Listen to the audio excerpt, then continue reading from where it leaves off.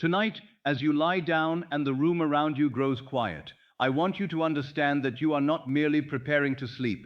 You are approaching one of the most mysterious gates in all of human life. The world may call it rest, the body may call it weariness, but I tell you, sleep is far more than escape from the day. Sleep is the door through which your deepest assumptions pass into the hidden chambers of your being and begin to shape tomorrow. So listen to me gently, not with effort, not with strain, not as one trying to force the mind into belief, but as one willing to be led softly into a new state. Let the body grow still. Let the weight of the day begin to loosen from your shoulders. Let the face become calm. Let the hands release their secret grip. Let the breath descend and become slower, quieter, more trusting. The outer world has shouted at you long enough. Tonight, it may grow silent. Tonight, the senses may fade. Tonight, the reasoning mind, that tireless servant that has argued with you all day, may become still enough for a greater truth to be heard. For there is something in you that does not sleep as the body sleeps. There is something in you that remains aware, creative, receptive, powerful. There is a deeper self, the true self, the I am within you, and it is from that center that all things in your world are born. You may have called some desire impossible. You may have named some condition too late, too far, too difficult, too unlikely, too wonderful for someone like you.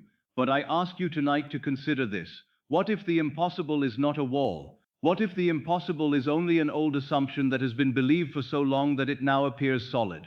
Men and women look upon the world and call it reality, but I have learned through experience that what they call reality is only consciousness made visible. The world is not the cause, it is the outpicturing, it is the shadow, it is the mirror. And if the mirror has reflected limitation, it is not because limitation is eternal. It is because an old state has stood before it. Change the state, and the mirror must change. Change the assumption, and the shadow must move. Change the feeling of I am, and the world obedient to that name must rearrange itself. This night, then, is not an ordinary night. You are not here to beg reality. You are not here to plead with life as though life were a power outside of you.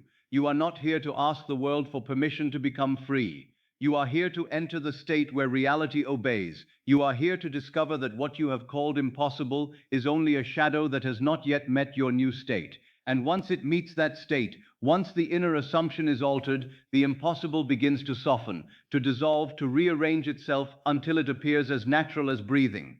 The great error of man is that he believes he must conquer the impossible by force. He imagines that if a thing is difficult, he must tense himself against it. If it seems delayed, he must worry more. If it appears distant, he must pursue it with greater exhaustion. But force often confirms the very distance it seeks to overcome. Strain says, "It is not mine." Anxiety says, "It is not done." Fear says, "I am still separate from it." And the subconscious, which does not judge but receives, accepts these silent declarations and brings forth their likeness. I am not asking you tonight to struggle. I am not asking you to wrestle with thought or fight circumstances or persuade yourself by harsh effort. I am asking you to enter. That is all. Enter the state. Enter the end. Enter the quiet inward acceptance that the thing desired is already fulfilled in consciousness. For if you can enter it, if only for a little while, and if you can fall asleep in that feeling, then you have planted a seed in the deepest soil of your being. And what is planted in consciousness must, in its appointed way, bear fruit. Sleep is not escape. Sleep is the door. And every night, knowingly or unknowingly, you pass through that door carrying something. Some carry fear through it. Some carry regret. Some carry the conversations of the day, the faces of those who wounded them, the numbers that frightened them, the absence that followed them like a shadow. They fall asleep in the old story, and then rise into another day shaped by that same story. They do not know they are planting. They think they are only remembering. They think they are only worrying. They think they are only being practical. But the subconscious knows no such distinction. It receives the feeling as fact. But you, listening now, can do something different. You can approach sleep as one approaches holy ground. You can refuse to carry the old self into the night. You can lay down the one who feared, the one who waited, the one who said, "It cannot be done." You can let that old assumption fall away as the body falls into rest, and in its place, you can take one new feeling, one quiet certainty, one simple inward acceptance. It is done. Do not rush past those words. They are not decoration. They are not poetry. They are a state. It is done is not a phrase to be repeated anxiously in the hope that something may happen. It is the voice of the one who has already received. It is the sound of the fulfilled self speaking from the end. It is the Sabbath of the mind, the rest that follows true creation. When the end is accepted, there is nothing left to force. There is only the quiet confidence of one who knows that the seed is planted and the law is faithful. Perhaps you have come tonight with something that seems beyond you. Perhaps it is money. Perhaps it is healing. Perhaps it is love. Perhaps it is release from a burden that has followed you for years. Perhaps it is a door that has remained closed so long that you have begun to believe it was never meant to open. But I tell you, no door in the outer world is the true door. The true door is the state you occupy. When you stand inwardly, outside the fulfilled desire, the world shows you distance. When you enter inwardly into the fulfilled desire, the world begins to build the bridge. And this bridge may form quietly. Do not demand thunder. Do not demand spectacle. The law often moves through ordinary things: a letter, a conversation, a change of mind, a meeting, an impulse, a forgotten matter suddenly remembered, a path that was invisible yesterday and obvious tomorrow. The world calls these coincidences because the world sees only the surface. But the awakened one knows that these are incidents arranged by assumption. Once the end is accepted, life itself begins to move toward that end. So tonight, let the world be. Let the outer facts remain for a moment as they are. Do not fight them as you enter sleep. Do not argue with the shadows. Do not stand before the mirror demanding that it change while you keep the same face. Turn inward. Change the face. Change the state. Feel as deeply and as gently as you can what you would feel if the matter were already settled. Not how it happened. Not when it happened, not who brought it. Only this: what would I feel if it were done? Would you feel relief? Then begin with relief. Would you feel peace? Then let peace come softly into the body. Would you feel gratitude? Then let a quiet thank you rise, not as begging, but as recognition. Would you feel free? Then feel the looseness of freedom in your chest, in your breath, in your hands, in the space behind your eyes. Do not make it dramatic. The deepest states are often quiet. The fulfilled desire does not always announce itself with excitement. Very often, it feels natural. It feels settled. It feels like coming home. And that is what I want for you tonight. Not a frantic hope, not a desperate visualization, not a mind full of effort, trying to make the impossible obey. I want you to feel the end so simply that your body begins to believe it. I want you to rest so deeply in the fulfilled assumption that sleep receives you as one who has already crossed the threshold. I want the last movement of your consciousness tonight to be away from struggle and into possession. For understand this clearly: the impossible does not need your fear. It does not need your tension. It does not need your argument. The impossible is not changed by your panic. It is changed by your assumption. It dissolves when you no longer feed the state that made it appear impossible. It begins to move when you occupy the state in which it is already resolved. This is the mystery that few understand. The world does not first become easy so that you may feel peace. You feel peace, and the world begins to become easy. The world does not first prove your desire so that you may believe. You believe, and the world begins to produce proof. The world does not first remove the impossible so that you may relax. You relax in the fulfilled state, and the impossible begins to lose its authority. So if your eyes grow heavy as you listen, do not resist. If the words become soft and distant, let them. If the mind begins to drift, let it drift in the direction of fulfillment. You do not have to hold every sentence. You do not have to remember every idea. Let the feeling remain. Let this be the beginning of a new nightly act. You are no longer taking fear into sleep. You are no longer taking the old verdict into sleep. You are no longer falling asleep as the one who waits outside the door. Tonight, enter as the one who has received. Enter as the one for whom the answer has already been given. Enter as the one who does not need to know the way, because the end contains the way within itself. Enter as the one who can whisper, without force and without fear, "It is done." And if doubt appears, do not fight it. Fighting gives it form. Let it pass like a cloud over a moon that remains untouched. If an old image rises, do not worship it. It is only memory. It is only yesterday asking to be repeated. You are not required to repeat it. You are free to choose the state. You are free to enter the end. You are free to fall asleep tonight in a new assumption. This is why I say again, Sleep is not escape. Sleep is the door. And tonight you stand before that door with a power you may have forgotten, but have never lost. The power to assume, the power to feel, the power to enter the unseen and allow the seen to follow. The body may sleep, but the seed will not sleep. The senses may fade, but the subconscious will receive. The world may appear unchanged for the moment, but the cause will have changed within you. And when the cause changes, the effect must follow. So let this night be the night the impossible begins to move. Not because you forced it, not because you begged it, not because you conquered the world by effort, but because you entered the state where the thing is already accomplished. You rested where you once resisted.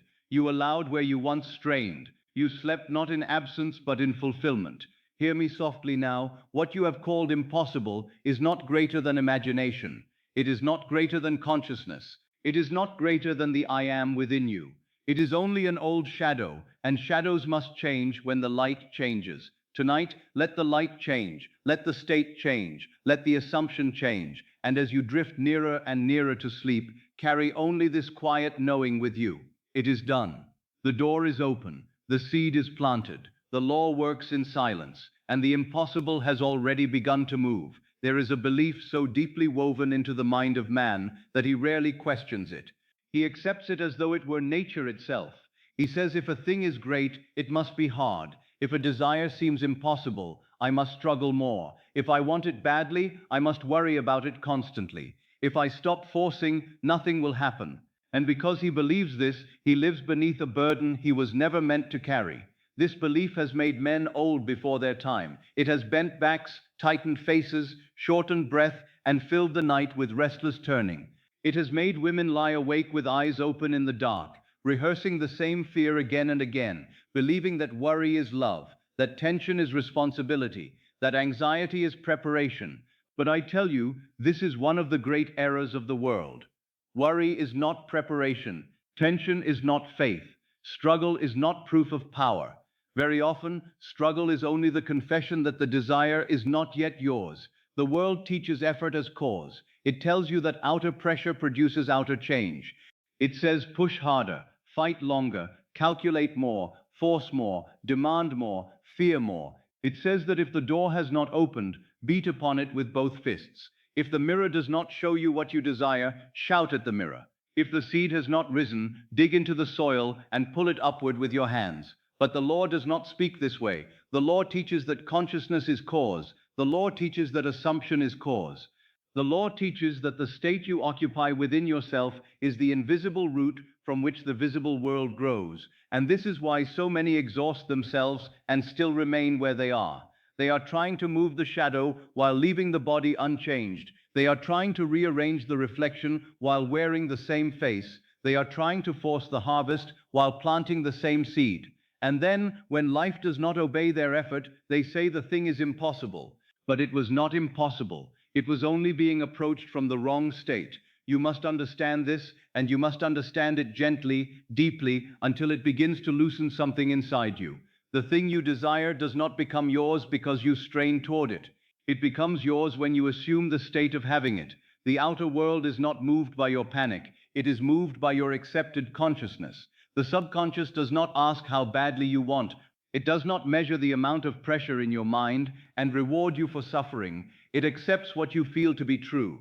If beneath all your words, all your praying, all your imagining, you feel, I do not have it, then that is what is accepted. And life must continue to mirror the absence you secretly confess. Tension is not neutral. Tension is a language. It is a silent form of speech. When the body tightens around a desire, it is often saying, it is not mine. When the mind races through 100 possible ways, it is often saying, the way is not made. When the heart is anxious, it is often saying, I am still outside the fulfilled state. And because the subconscious hears the feeling beneath the words, tension becomes a kind of prayer. Not a prayer for fulfillment, but a prayer for more delay, more uncertainty, more reasons to remain tense. Now, do not condemn yourself if you recognize this. I do not speak to make you afraid of fear.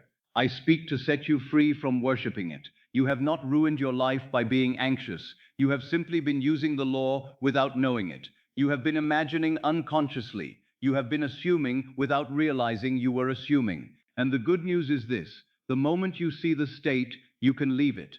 The moment you recognize the false prayer of anxiety, you can choose the true prayer of fulfillment. The false belief says, if I stop forcing, nothing will happen. But I tell you, forcing is often the very thing that prevents the thing from happening. Forcing keeps the desire in the future. Forcing says, I must make it become. Assumption says, it already is.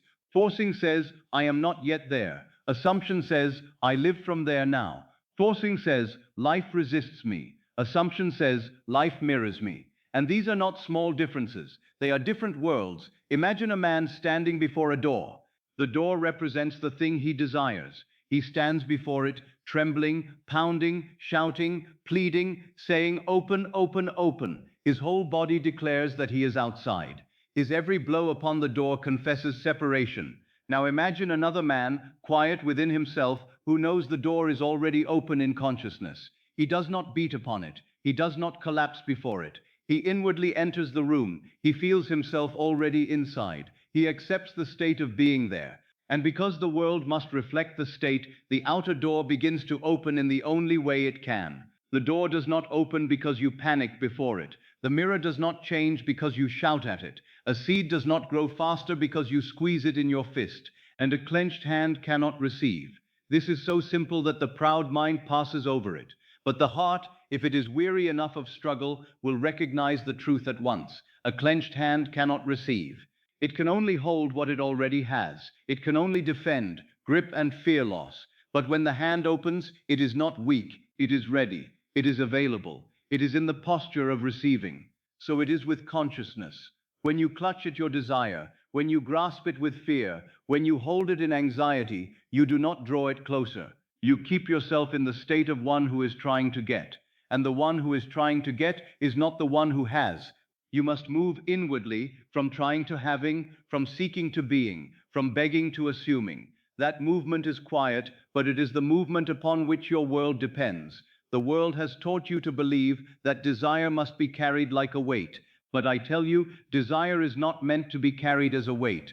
Desire is meant to be entered as a state. If you carry it as a weight, it will exhaust you. If you enter it as a state, it will transform you. The difference is subtle, but enormous. One man says, I want freedom, and he feels the absence of freedom all day long. Another man says, I am free, and enters, if only for a moment, the feeling of freedom now. The first man is desiring from bondage. The second is assuming from fulfillment, and the subconscious knows the difference. When I say to assume, I do not mean to pretend in the childish sense. I do not mean to repeat words while secretly declaring the opposite. I mean to occupy the state. I mean to accept within yourself that the end is true. I mean to feel the naturalness of the fulfilled desire until the old impossibility begins to lose its authority. Assumption is not noise, it is occupancy. It is inward dwelling. It is the act of moving into the room before the outer door has opened. Now, perhaps you have tried to manifest something and felt as though you were laboring with invisible hands. You affirmed, but you were tense. You imagined, but you were afraid. You prayed, but you felt unheard. You waited, but you called it faith. And in your weariness, you may have thought, the law does not work for me. But I tell you, the law was working perfectly. It was working on the state you occupied most deeply. It was not moved by the sentence on your lips as much as by the atmosphere within you. The atmosphere was waiting, and so waiting continued. The atmosphere was struggle, and so struggle multiplied. The atmosphere was not yet, and so life answered, not yet. This is why the first freedom is not the outer result. The first freedom is relief from the false necessity of strain. The first freedom is realizing that you do not have to fight harder. You have to assume differently. You do not have to tighten more. You have to enter the fulfilled state more truly. You do not have to make the impossible surrender by force. You have to cease feeding the assumption that made it impossible. Look at the seed. In that tiny form is the whole tree. But no wise gardener crushes it in his hand to prove his devotion. He places it in the soil. He covers it. He waters it. He trusts the unseen process. The seed grows in darkness. It grows silently. It grows while no one applauds it. It grows because that is its nature. Your imaginal act is the seed. The subconscious is the soil. Feeling is the water. Faith is the warmth that protects it. But anxiety digs it up. Strain squeezes it. Checking disturbs it. Fear poisons the soil, and then the man says, "Why has nothing grown?" Do you see? The law asks for planting, not strangling. It asks for acceptance, not panic. It asks for occupancy, not longing. It asks that you become inwardly the one who has received, and then rest in that state long enough for the seed to do its invisible work. This is why sleep is so important, and why I speak to you at night. For in sleep you are naturally relieved of the need to watch. You cannot stand guard over the seed while the body sleeps. You cannot dig it up every minute. You must surrender it to the deep. And that surrender, when it is joined to the feeling of the wish fulfilled, is powerful beyond measure. But before you can use the night correctly, you must abandon this worship of struggle. You must stop believing that tension proves sincerity. Many say, "But I want it so much." Yes, and because you want it so much, you fear not having it. Because you fear not having it, you grip it. Because you grip it, you remain conscious of absence. And because you remain conscious of absence, the world mirrors absence. The wanting is not the problem. The identity of one who lacks is the problem. Desire itself is sacred.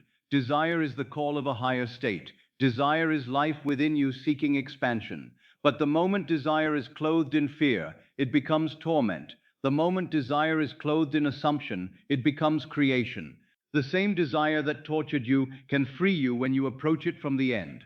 The same desire that seemed impossible can become natural when you cease saying, "How will I get it?" and begin feeling, "I have received." Let me show you the difference in the simplest way. Suppose a woman longs for peace in her household. If she lies down each night rehearsing arguments, imagining cold faces, hearing harsh words in memory, and fearing tomorrow, then she is not praying for peace. She is planting conflict. She may say with her lips, "I want harmony," but in imagination she is living disorder. Now suppose she does something different. Suppose before sleep she hears one soft sentence, spoken by one she loves, "All is well between us." Suppose she feels the relief of that sentence. Suppose her body softens. Suppose she sleeps in that reconciliation. Then she has planted peace, and peace must, in its own way, find expression. Or suppose a man desires supply. If he spends his day and night counting lack, fearing bills, imagining rejection, tightening around every coin, then he is not living in supply. He is living in scarcity. He may work hard, but his state says there is not enough, and the world must echo that state. But if before sleep he enters the feeling of a settled matter, if he imagines one simple scene that implies provision, if he feels the ease of being supported, then he has changed the cause. And once the cause changes, the effect must follow. This is not an argument against natural action. Do not misunderstand me. I am not telling you to sit foolishly and ignore every ordinary duty of life. I am saying that action is not the cause. State is the cause. Action born from fear leads to more fear. Action born from fulfillment becomes part of the bridge.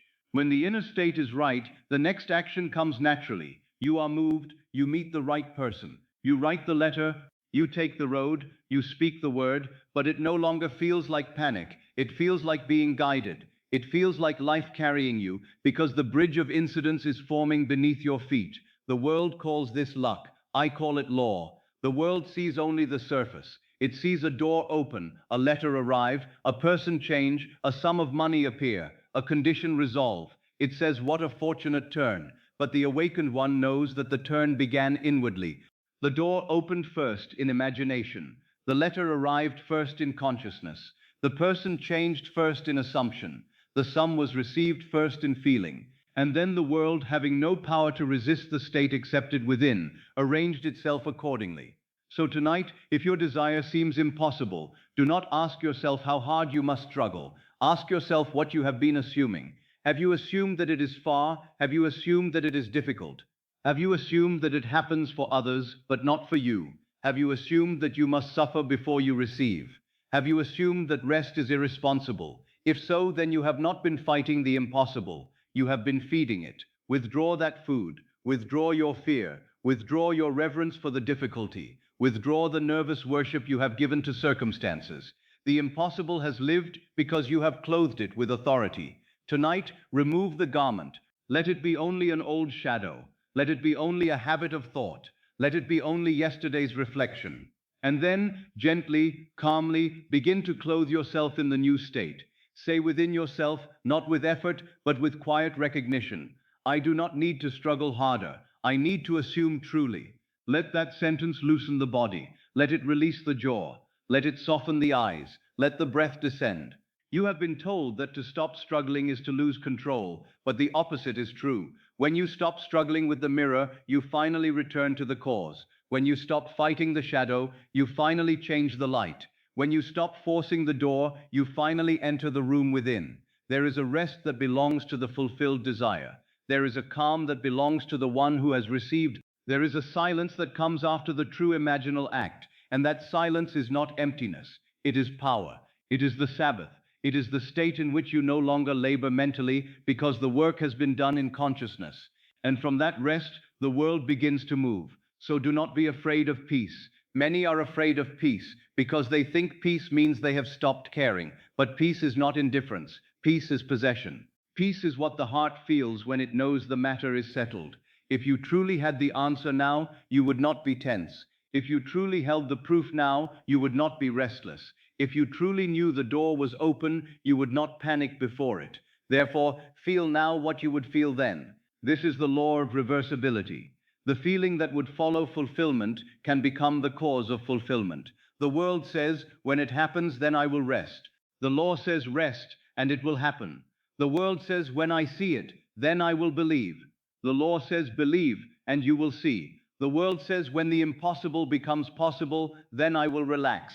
The law says, relax into the fulfilled state, and the impossible will become possible. This reversal is the whole secret, and it is why the natural mind misses it. The natural mind waits for evidence. The awakened imagination creates evidence. Now as you listen, perhaps already the body has begun to soften. Perhaps the mind is not fighting as strongly as it did before. Perhaps a small space has opened within you, a space where the old burden does not feel so absolute. That is enough. Do not despise the small beginning. The first loosening of the old state may be gentle, almost invisible, but it matters. A single moment of true assumption is greater than hours of anxious effort. If you are near sleep, let this truth follow you down into the quiet. You do not have to struggle harder, you have to assume differently. You do not have to force the world, you have to change the state. You do not have to keep the desire alive by worry. Worry is not devotion. You keep it alive by entering the end and resting there. You do not need to beg the impossible. You need to stop calling it impossible. For what is impossible to the man who knows that imagination is the cause of the world? What is impossible to the one who understands that the outer world is only a mirror? What is impossible to the one who can change the inner name, the inner state, the inner feeling of I am? The impossible is only impossible to the old self. To the new self, it is already done. And that is where we are going. We are not going to wrestle with the old world. We are going to leave it. We are going to enter another state. We are going to move so quietly, so inwardly, that the outer world will not know the moment of change until it begins to reflect it. And then others may say, how did it happen? But you will know. It happened when you stopped bowing to struggle. It happened when you stopped worshiping difficulty. It happened when you assumed the end and allowed the law to build the bridge. So rest now in this correction. Let it enter deeply. The impossible does not require more struggle. It requires a new assumption. The desire does not need your fear. It needs your acceptance. The seed does not need your fist. It needs the soil. The mirror does not need your shouting. It needs a new face. The door does not need your panic. It needs your inward entrance. And tonight, as the world grows quiet and your body comes nearer to sleep, you may begin that entrance, not by force, not by effort, not by fighting thoughts, but by a single movement inward, from I am trying to I have received, from not yet to it is done, from tension to trust, from struggle to assumption. This is the beginning of power, not the power the world praises, loud and anxious and exhausted, but the true power, the quiet authority of consciousness, the power that speaks in the deep and is answered by the world of form, the power that does not strain because it knows, the power that does not call anything impossible, because it has discovered the cause of all things within itself. Now, if you would truly let the impossible manifest, you must begin at the beginning. Not at the outer beginning, not with the visible facts, not with the condition that frightens you, not with the door that seems closed, not with the person who has not yet moved, not with the money that has not yet appeared, not with the report that seems final, not with the delay that mocks your desire. These are not beginnings, these are endings, they are effects, they are shadows, they are yesterday's consciousness made visible. The true beginning is within you. The true beginning is consciousness. And until a man understands this, he will spend his life trying to correct reflections. He will fight the mirror, accuse the mirror, plead with the mirror, curse the mirror, and then wonder why the image remains the same. But the mirror has no power to change first. The mirror does not command the face commands the mirror. The reflection follows, it never leads. So I tell you plainly, and I want you to let it settle into the depths of your being. Consciousness is the only cause. Circumstances are effects. Facts are shadows. The outer world is consciousness objectified. The visible world is yesterday's assumption made visible. It may appear solid. It may appear final. It may seem to have authority. But it is still an effect. And no effect can be greater than the cause that produced it. This is where men lose their freedom. They look upon the outer fact and call it cause. They say, because this has happened, I must feel this way. They say, because the world shows me lack, I must feel poor. They say, because the door is closed, I must feel denied. They say, because the evidence is against me, I must accept defeat. And in doing so, they have reversed the order of creation. They have made the shadow the master and the light the servant. They have crowned the echo and silenced the voice. They have bowed before the visible and forgotten the invisible power that brought the visible into being. The shadow does not create the light. The mirror does not command the face. The echo does not speak first. The seed does not ask the harvest what it should become. And your world does not tell consciousness what to be. Consciousness tells the world what it must reflect. This is the great reversal that sets a man free. When he sees that the outer fact is not cause, he ceases to tremble before it. He may still see it. He may still deal with it in the world of Caesar. He may still read the letter, pay the bill, answer the man, walk through the ordinary duties of life. But inwardly, he no longer worships the appearance. He knows that it is only an echo of a former state. He knows that if the cause changes now, the echo must change in time. One man bows to facts. Another changes the... One man says, look at what life has done to me. Another says, look at what I have been accepting within myself. One man fights the mirror and grows weary. Another changes the face before the mirror and watches the reflection alter. One man spends his days trying to rearrange shadows. Another turns to the light within and allows the shadows to follow. Which one will you be tonight? If you are listening in the dark, if your body is beginning to soften, if the mind is growing quiet, do not use this sacred hour to rehearse the authority of outer things. Do not take the facts of the day and enthrone them in the temple of sleep. Do not say, this is what happened, therefore this is who I am. That is the error. That is the chain. The world can show you only what has been impressed before, but you are free now to impress something new. Think of a man standing before a mirror with a troubled face. He sees the troubled reflection and becomes angry. He strikes the mirror. He says, why do you show me sorrow? Why do you show me fear? Why do you not smile? But the mirror is innocent. It is faithful. It is doing exactly what it must do. If the man wants a smiling reflection, he must smile. He must change the expression before the mirror. The mirror cannot invent a joy that the face refuses to wear. Your world is not cruel. It is faithful. It has been repeating the state you have occupied. If it has shown delay, ask what state has felt natural within you. If it has shown rejection, ask what you have assumed about yourself in the secret places of the mind. If it has shown lack, ask whether you have been living as one supplied or as one waiting to be supplied. I do not ask this to blame you. Blame has no place in the law. I ask it to give your power back to you. For if the cause is outside, you are helpless. But if the cause is consciousness, then freedom is nearer than breathing. The world only repeats the state you occupy. Let that sentence become quiet within you. The world only repeats the state you occupy, not the state you admire, not the state you occasionally visit in a pleasant daydream, not the state you talk about with the lips while secretly dwelling elsewhere. The state you occupy, the state that feels natural, the state you return to when no one is watching, the state you carry into sleep. That is the one the world repeats. This is why a man can desire abundance and still experience lack. He desires abundance, yes, but he occupies lack. He thinks of wealth, but he thinks from poverty. He imagines the thing, but he does not become the one who has it. And the world does not reflect desire alone. It reflects consciousness. It reflects occupancy. It reflects what you are aware of being. Now consider the echo. If you stand in a valley and call out, the echo returns your own voice. It does not speak first. It does not choose the words. It does not decide to bless you or curse you. It only gives back what was sent forth. If you hear an unpleasant echo, you do not run into the hills trying to discipline the sound. You change the word you speak. The echo will follow. Your world is that echo, your inner speech, your assumptions, your feeling of I am. And the world, faithful as the hills, returns what has been spoken within.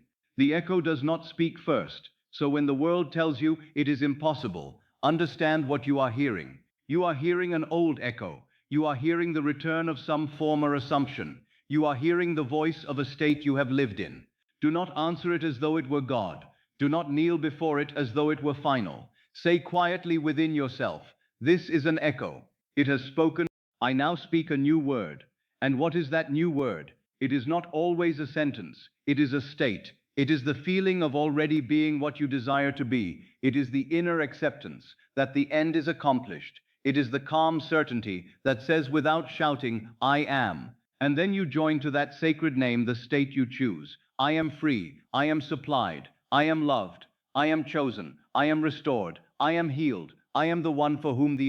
Do not speak these as empty words. Words without state are thin. But when the words are clothed in feeling, when they rise from the inner acceptance of being, they are creative. For I am is the name of being. What you attach to it becomes your world. If you say, I am trapped, and feel trapped, the echo will return walls. If you say, I am free, and feel the ease of freedom, the echo must return open space. If you say, I am waiting, life will... If you say, I have received, and enter the feeling of receiving, life begins to organize itself around that truth.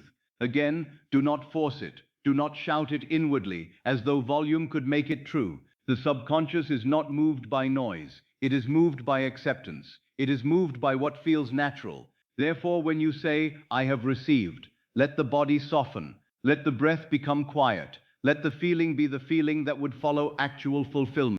Every harvest begins as a seed. The harvest does not create the seed. The seed creates the harvest. Yet men stand in the field of their lives, staring at the harvest and saying, this harvest proves what is possible. No, the harvest proves only what was planted. If you do not like the harvest, do not curse the field. Plant differently. If the present facts are bitter, do not call bitterness eternal. Plant a new assumption. The harvest of yesterday cannot stop the seed of today, unless you keep planting yesterday. This is why the visible world is not the final truth. It is the visible form of invisible states. It is yesterday's assumption made visible. You may be seeing the result of what you once feared, what you once accepted, what you once believed about yourself. But if you are seeing yesterday, why would you use yesterday to decide tomorrow? The awakened one does not do that. He honors the law. He says, this is what was planted. Now I plant anew. This is also why you must not be frightened by the persistence of appearances. When you assume a new state, the old reflection may still stand before you for a while. The mirror may still show the old face for a moment, because the movement of the outer world has its own rhythm. But do not be deceived. If the face has changed, the mirror must follow. If the light has changed, the shadow must move. If the voice has changed, the echo must return a different sound. The mistake is to look at the old reflection and panic. A person assumes freedom at night, then wakes and sees the same room, the same problem, the same outer fact, and says, it did not work. But the outer fact is not the judge, it is the old echo. The judge is the state. If you remain faithful to the state, the echo will change. But if you return to the old state because the old echo shouted once more, then you have given the past another command. So tonight, as you listen, let your attention move away from the facts. Not because you are denying life, but because you are returning to cause. There is a deep peace that comes when a man stops trying to change effects directly. It is like putting down a weapon he never needed. He no longer fights smoke. He no longer chases shadows. He no longer argues with reflection. He turns inward and changes the state. And from that place, his actions become wiser, calmer, cleaner, more effective. because they are no longer born of panic. I once spoke with a man who believed his life was controlled by circumstances. He had many reasons, and to the senses they seemed convincing. His employer was harsh, his income was uncertain, his household was troubled. He told me the facts with great emotion, as men often do, hoping that the weight of the facts would prove that his despair was reasonable. I listened, and then I asked him, "What do you feel yourself to be in the midst of all this?" He looked at me as though the question were too simple. He said, "I feel trapped." And I said, "Then that is the state being repeated." He wanted to discuss the employer, the money, the household, the outer problems. But I brought him back to the word trapped. I said, "You may change your employer, but if you remain trapped within, another form of bondage will appear. You may receive more money, but if you remain insecure within, another fear will arise. You may quiet one argument, but if you remain inwardly opposed, another conflict will be born. Leave the mirror. Change the face." I told him that night to imagine not the solving of 100 details, but one simple state: freedom. I asked him to feel himself walking in the morning with a strange lightness, as though a weight had been removed. I asked him to hear a friend say, "You seem different, you seem free." I asked him to enter that moment, to feel it, and to fall asleep as the man who was no longer trapped, not as one trying to escape, as one already free. He did it imperfectly, as all begin, but he did it. And the outer world, which he had believed to be cause, began to not according to the plan his reason would have designed, but through a series of events so natural that he could have called them ordinary. An unexpected conversation changed his position at work. A relative offered help without being asked. A conflict in his household softened because he stopped meeting it from the state of bondage. Within weeks, he said to me, "It is as though my circumstances changed." And I answered, "No, you changed and circumstances followed." This is now, understand me clearly. I do not say that every man consciously chooses each event in the way the surface mind understands choice. Much of man's life is produced by states he has accepted so long that he does not know they are states. They feel like truth, they feel like personality, they feel like fate, but they are not fate, they are garments. And garments can be removed. The old man can be put off. The new man can be put on. A state can be entered. What you call impossible is often only a state you have not yet left. It is not locked in the world. It is locked in an assumption. It is not guarded by people. It is guarded by your own inner acceptance of limitation. It is not kept away by time. It is kept away by the feeling that it belongs to another time. When the assumption changes, the world must rearrange. The outer cannot remain permanently at war with the inner. The shadow must follow the form. The harvest must follow the seed. So if you have been saying this is impossible, I ask you tonight, who is saying it? Is it the true I am, or is it the old state speaking? Is it God within you declaring truth, or is it yesterday's assumption defending itself? The old state will always call the new state impossible. The poor state calls abundance impossible. The lonely state calls love impossible. The sick state calls health impossible. The guilty state calls freedom. But the state is not God. It is a garment. Do not take counsel from a garment you are ready to remove. The I am within you is prior to every state. Before you said I am poor, you were. Before you said I am afraid, you were. Before you said I am trapped, you were. The I am is free to attach itself to a new state. That is your power. That is your divine inheritance. You are not the state you have worn. You are the one who can choose a state and live from it. Let this come as relief. You do not need to repair every circumstance tonight. You do not need to understand every path. You do not need to move every person. You do not need to force every door. Return to cause. Return to consciousness. Return to the feeling of the wish fulfilled. Enter it gently. Let it become real within you. And then let the world do what the world must do. Repeat the state you occupy. There is a great stillness in knowing this. If the world is cause, then you must fight without end. But if consciousness is cause, then the battle is inwardly won. The moment the state is accepted, you may still walk the bridge. You may still move through time. You may still witness events unfold. But the creative act has already been performed. And because it has been performed, you may rest. This is the rest I want you to approach tonight. Not the rest of defeat. Not the rest of exhaustion. The rest of cause. The rest of one who has turned from the mirror to the face. The rest of one who has stopped arguing with echoes and has spoken a new word. The rest of one who has planted a new seed and trusts the soil. If, as you listen, an outer fact comes to mind, do not fear it. See it for what it is. It is an appearance, it is an effect, it is a shadow, it is not the cause of you. You are the cause of it through the states you have worn, and you are free now to wear another. If the fact says delay, you may assume fulfillment. If the fact says lack, you may assume supply. If the fact says no, you may assume the inner yes. If the fact says impossible, you may assume it is done. And the assumption, if persisted in, will harden into fact. This is not because you overpower the world. It is because the world was never the power. The power is consciousness. The power is the wonderful human imagination. The power is the inner acceptance. So tonight, do not ask the shadow whether you may have the light. Do not ask the echo whether you may speak. Do not ask the mirror whether you may change. Change, speak, shine, assume, enter the state. Let the old evidence be old. Let yesterday be yesterday. Let the harvest of former planting pass before you, without making it your God. And now, as you move nearer to sleep, begin to feel what it would be like to live as cause, not as a victim pushed about by events, but as the inner source from which events take shape. Feel the dignity of it. Feel the quietness of it. Feel how much strain falls away when you no longer need to wrestle with every appearance. You do not need to make the mirror smile. You smile within. You do not need to chase the echo. You speak the word. You do not need to command the shadow. You change the light. The world only repeats the state you occupy. So occupy the end. Occupy freedom. Occupy being chosen. Occupy being supplied. Occupy the state in which the impossible has already yielded. Not someday, not after proof, now in consciousness. For consciousness is the only cause, and what is accepted there must by law be expressed here. Let the body become still with this knowledge. Let the mind cease its argument. Let the facts lose their throne. Let the shadows return to their proper place. Let the old harvest be only the old harvest, and let the new seed be planted quietly, faithfully, in the deep.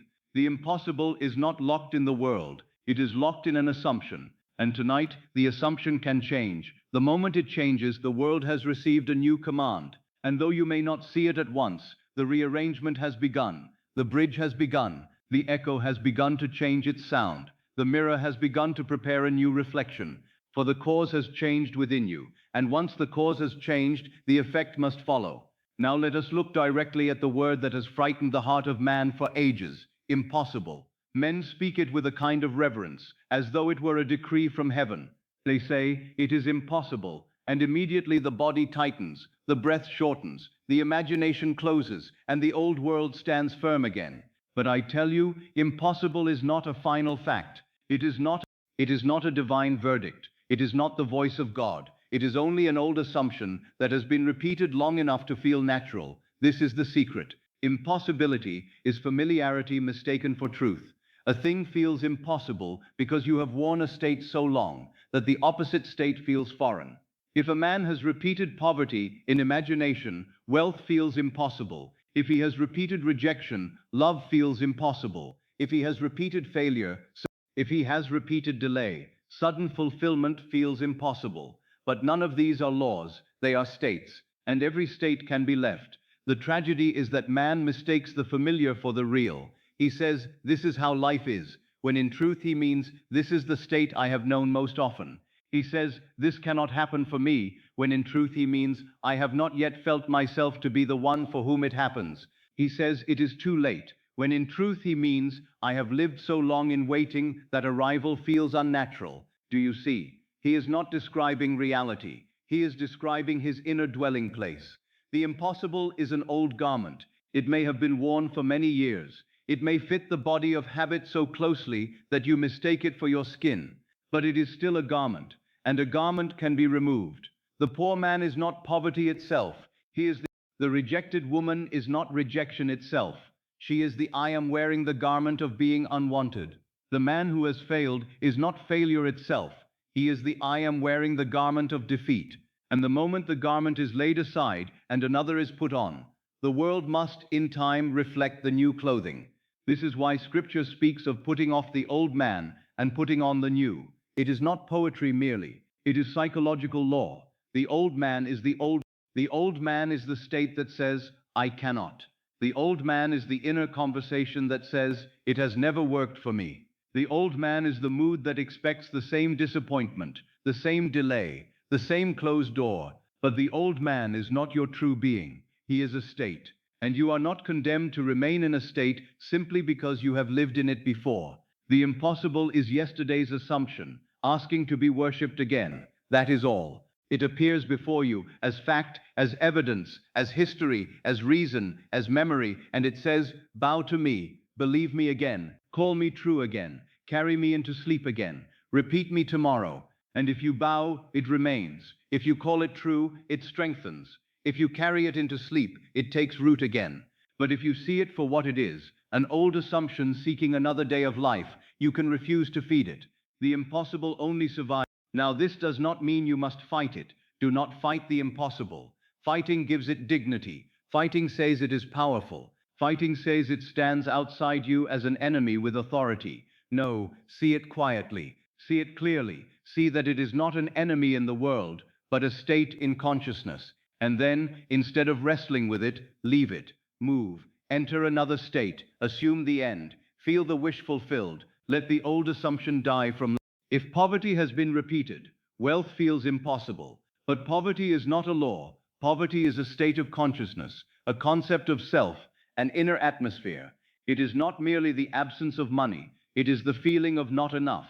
It is the expectation of strain. It is the tightening when a bill arrives. It is the inner sentence. Money leaves me. Life is hard. There is never enough.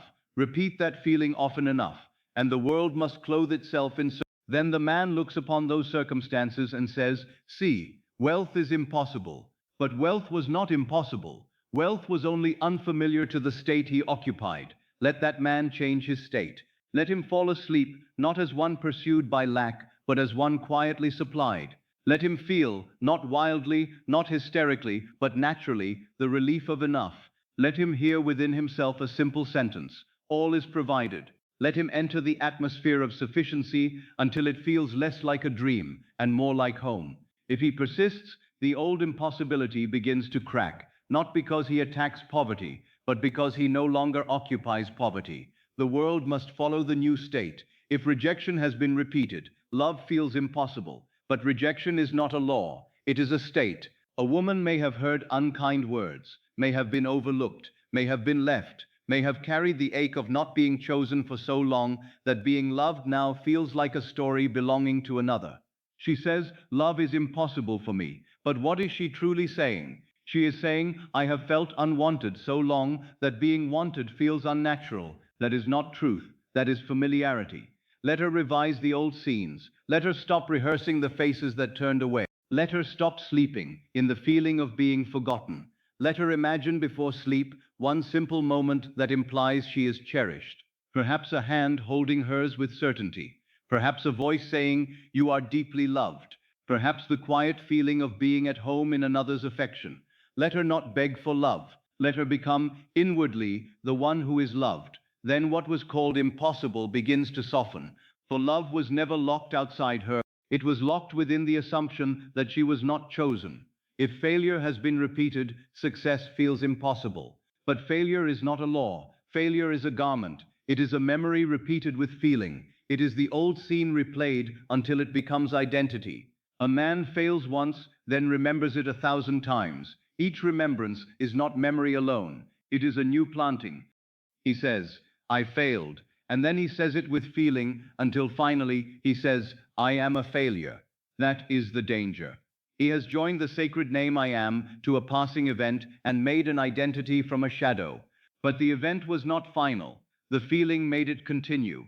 The assumption gave it body. Therefore, he must withdraw the assumption. He must revise the scene. He must see himself standing with dignity where once he bowed in shame. He must hear praise where he once heard criticism. He must feel competence where he once felt defeat. He must put on the state of one who succeeds naturally. If he does this faithfully, success will no longer feel impossible. It will begin to feel inevitable because the state has changed. If delay has been repeated, instant change feels impossible. This is a subtle one, and many are bound by it. They have waited so long that waiting has become their home. They desire, but always they affirm, but secretly feel that fulfillment is far away. And so even when the law is explained, even when they hear that the wish fulfilled exists now in imagination, something in them says yes, but not yet. That not yet is the old God they worship. Delay is not a law. Delay is often a state. It is the feeling that the end is distant. It is the belief that time must prove your worth. It is the assumption that life moves slowly for you. And what you assume as natural, the world repeats. But if you dare tonight to enter the feeling of now, if you dare to sleep in the end rather than on the road to the end, you begin to break the spell of delay. You cease saying, "It will be." You begin to feel, "It is," and the law answers the state you occupy. This is why I warn you against the phrase "one day," when it is spoken from longing. One day can be a prison. The subconscious does not live in tomorrow. It receives now. It accepts what is felt now. It outpictures the state occupied now. So if you say, "One day I will be free," and feel yourself not free now, you are planting not free. But if you say, "I am free," and feel even a small portion of freedom now, you have begun to plant freedom. The impossible is a habit of the mirror. If the mirror has shown you the same, but the mirror is only faithful. It does not invent the image. It repeats what stands before it. If you stand before life as one unloved, life reflects the state. If you stand before life as one denied, life reflects the state.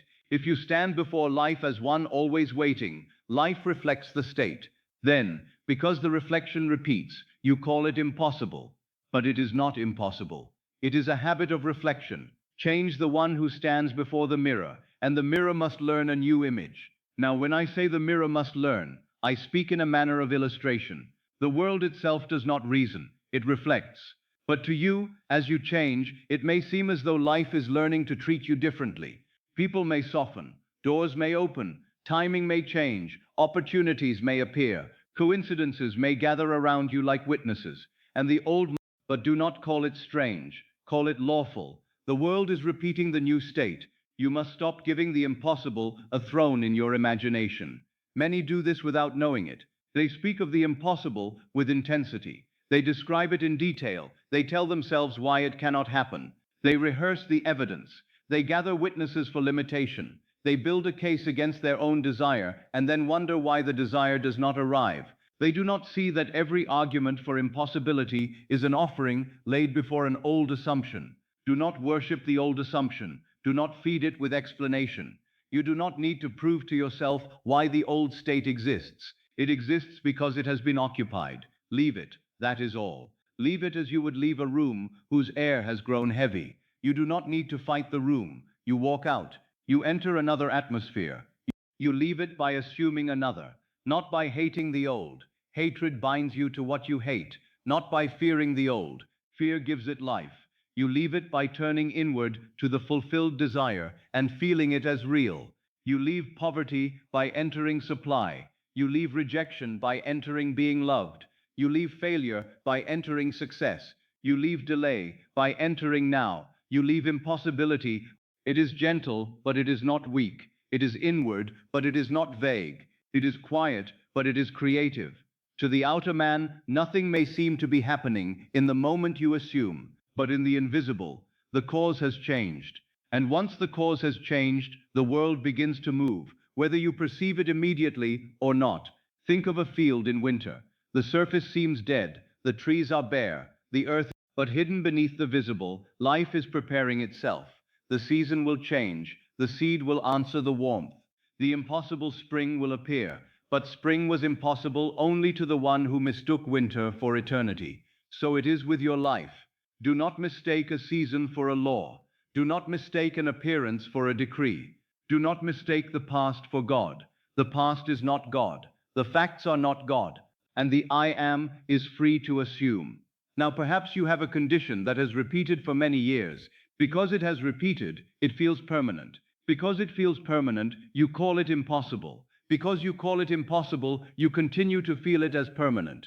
Do you see the circle? Repetition creates familiarity. Familiarity masquerades as truth. Truth is then used to justify more repetition. This is how men build prisons. But every prison of consciousness has a door, and the door is assumption. The moment you ask, what would I feel if I were already free? You have found the door. The moment you dare to feel that, even faintly, you have touched the handle. The moment you sleep in that feeling, you have begun to pass through. Do not ask if the old world agrees. The old world will rarely agree at first. The old world is the echo of the old word. Why ask and enter? Let the echo catch up. Let the reflection change in its own appointed rhythm. Let the seed grow in darkness. I want you to begin seeing the impossible differently, no longer as a stone wall outside you, but as a state asking to be abandoned, no longer as a divine refusal, but as an old garment asking to be removed, no longer as fate, but as familiarity, no longer as truth, but as repetition. When you see it, for you cannot fear in the same way what you know is only a state. You may still feel the pull of the old state. That is natural. A garment worn for years may feel strange when removed. A new garment may feel unfamiliar at first, but persist. Wear the new state in imagination. Wear it before sleep. Wear it in quiet moments. Wear it when the old facts try to speak. Wear it until it no longer feels new. This is what I mean by naturalness. The impossible remains impossible only as long as the fulfilled state feels unnatural. Make it natural within, and it must become natural without. At first, wealth may feel like make-believe to the one who has known lack. Love may feel like fiction to the one who has known rejection. Freedom may feel like a dream to the one who has known bondage. But if you return to the state gently, faithfully, familiarity changes sides. The new state becomes natural. And when it is natural, manifestation is near. Do not be impatient with this process. Impatience often belongs to the old state. It says, I do not have it yet. Instead, use every night as an entrance. You are not forcing the impossible to yield all at once. You are withdrawing belief from it and giving belief to the fulfilled state. You are starving one assumption and if a thought comes, but it has always been this way, answer gently, then I have always worn this state. Tonight I wear another. If the thought comes, it cannot happen for me, answer, that is the old garment speaking. If the thought comes, nothing changes, answer, the mirror repeats what I have been, I now become new. Do not argue harshly, do not strain. Simply identify the old voice and refuse.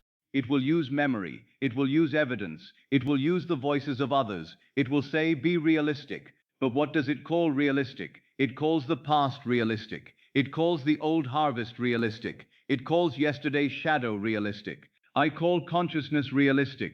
I call imagination realistic. I call assumption realistic. For these are the cause of what men later call facts. The world says, accept facts. Understand that they are visible assumptions. Understand that they are shadows of states. And then, having understood them, do not worship them. Go to the cause and choose. If tonight you can loosen even slightly your reverence for the impossible, a great work has begun. If you can say, this is not final, this is a state, you have already taken power away from it. If you can say, this is not God, this is an old assumption, you have if you can say, I am free to assume another state, the door is open. So let the impossible be reduced in your imagination. Let it shrink from a wall to a shadow, from a verdict to a habit, from destiny to repetition. See it as something that has lived only because it has been entertained. And then, with calm authority, withdraw your entertainment. Give your inner attention to the end.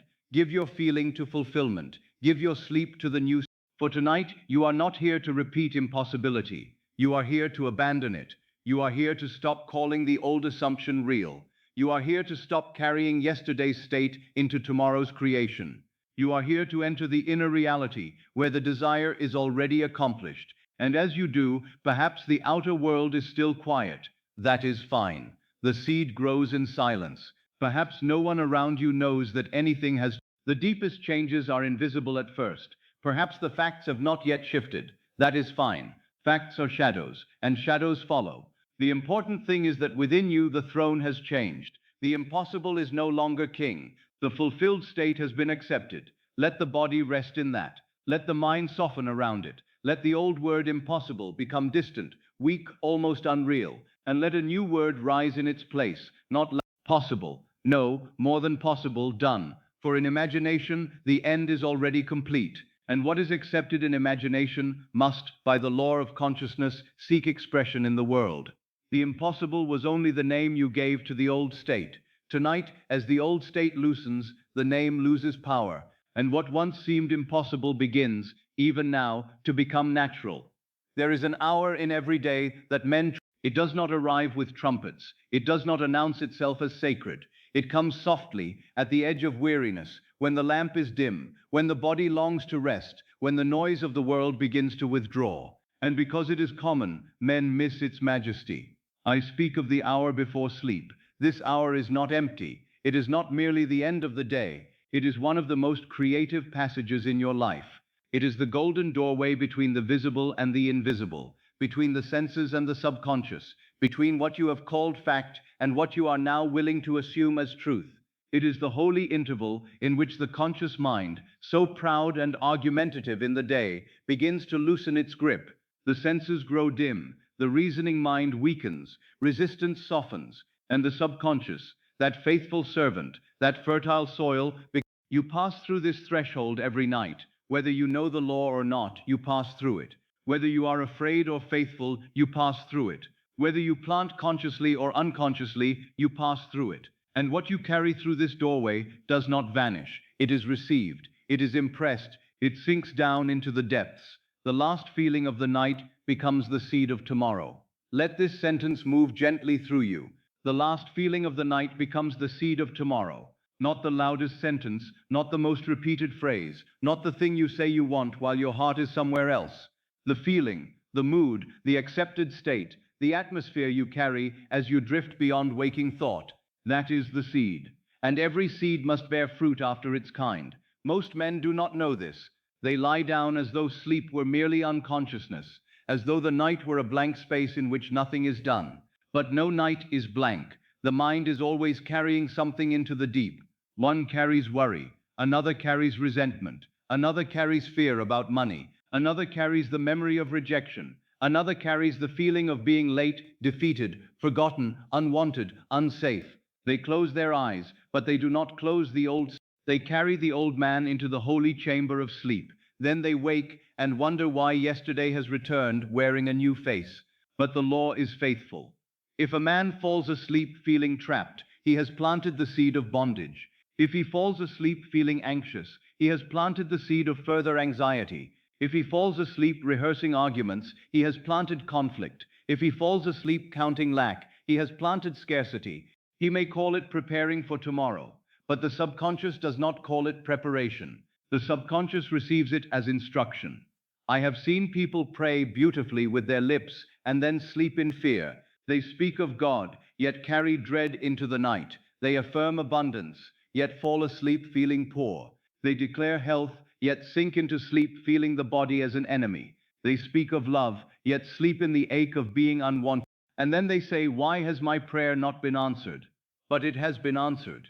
It has been answered according to the state impressed most deeply. For the subconscious does not obey what you admire. It obeys what you accept. And very often, what a man accepts is revealed in the mood with which he falls asleep. This is why the night matters. The borderland between waking and sleep is not a small thing. It is the workshop of creation. In the waking hours, it argues, it measures, it objects, it says, this cannot be. Where is the proof? How will it happen? What if nothing changes? But near sleep the guard grows tired. The outer world fades. The voice of reason becomes less sharp. The mind is no longer so firmly fixed upon the evidence of the senses. Images become easier. Feeling moves more deeply. The invisible approaches. This is the state I have called the state akin. It is a tender middle place. It is the soft twilight of the mind. The body grows heavy, but awareness remains. The senses withdraw, but imagination remains vivid. The world outside grows faint, while the world within grows near. It is a sacred borderland, and if you know how to use it, it becomes the golden doorway through which your assumption enters the subconscious without the old resistance. This is why a short imaginal act performed in that state can have more power than hours of anxious effort in the day. In the day you may imagine and then contradict yourself immediately. You may affirm and then look at the world and say, but it is not here. You may choose faith for a moment and then surrender to appearances. But in the state akin to sleep, if you enter the feeling of the wish fulfilled and carry it into sleep, you pass the seed into the deep, while the critic is silent. You give the subconscious the impression in its most receptive hour. Think of the earth. If you scatter seed upon stone, little grows. If you scatter it upon shallow ground, it withers. But if you press it into fertile soil, cover it, and leave it undisturbed, it begins its secret work. The night is fertile soil. Sleep covers the seed. The subconscious works in darkness. You do not see the root forming, but it is forming. You do not command each movement of life beneath the surface, yet life moves. So it is with your assumption. When you carry the fulfilled state into sleep, you do not need to know how the bridge will form. You do not need to wake in the night and supervise the law. You do not need to ask whether the subconscious understood what it receives in feeling. It understands. What it accepts as real, it must express. The law works in silence. At night, when the body is tired and the mind is vulnerable, they return to the very states they wish to escape. A woman who longs for peace replays the words that wounded her. A man who longs for wealth imagines tomorrow's burden. One who desires love falls asleep feeling abandoned. One who desires health sleeps in fear. And all the while, the door of creation stands open. The fertile soil is ready. This is the false nightly ritual of mankind, to lie down with the old story, to rehearse what is feared, to strengthen what is unwanted, to take yesterday into the deep and then meet it again tomorrow. They do not know they are creators. They think they are victims of thought. They think the night merely receives their exhaustion, but the night receives their state. The awakened one sleeps differently. He does not sleep as one begging for change. He does not sleep as one arguing with appearances. He sleeps as one who knows appearances are old echoes. He does not sleep as one trying to force the bridge. He sleeps as one who has planted the seed and trusts the law. He does not carry the old man into the chamber of sleep. He puts on the new man before the body sinks into rest. This does not require noise. It does not require a grand ritual. It does not require the strain of concentration. What will you carry into sleep? That is the question. Will you carry fear or fulfillment? Will you carry waiting or possession? Will you carry the old impossibility or the new assumption? Will you fall asleep as the one who still lacks or as the one who has already received? The world may have trained you to think the day is where your power is, the day of action, the day of effort, the day of speaking and arranging and moving among men.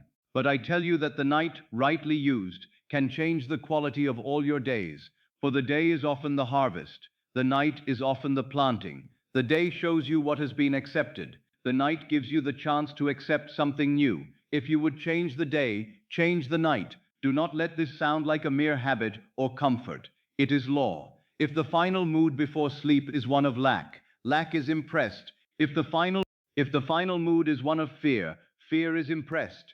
If the final mood is one of completion, completion is impressed. And what is impressed must seek expression.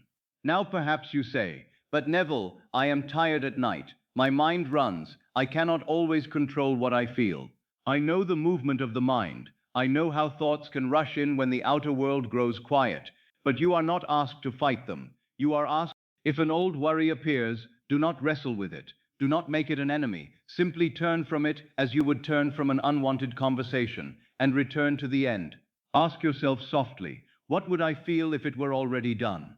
Let the answer be simple. Maybe it is not ecstasy. Maybe it is only one deep breath.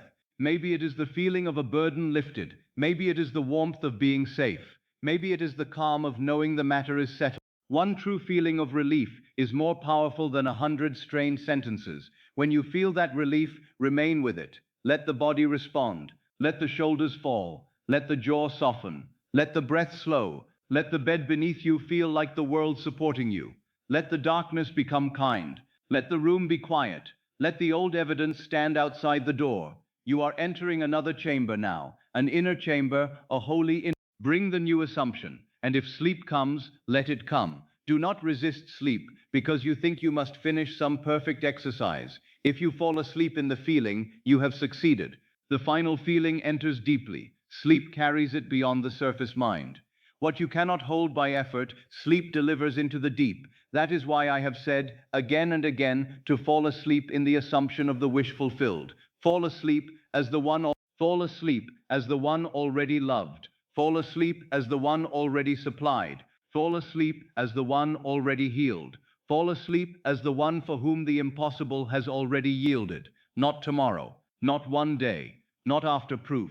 Inwardly now, in imagination now, in consciousness now. For consciousness is the only cause, and sleep is the doorway through which the accepted cause is carried into the day. Reason belongs to the daylight. Tonight belongs to assumption.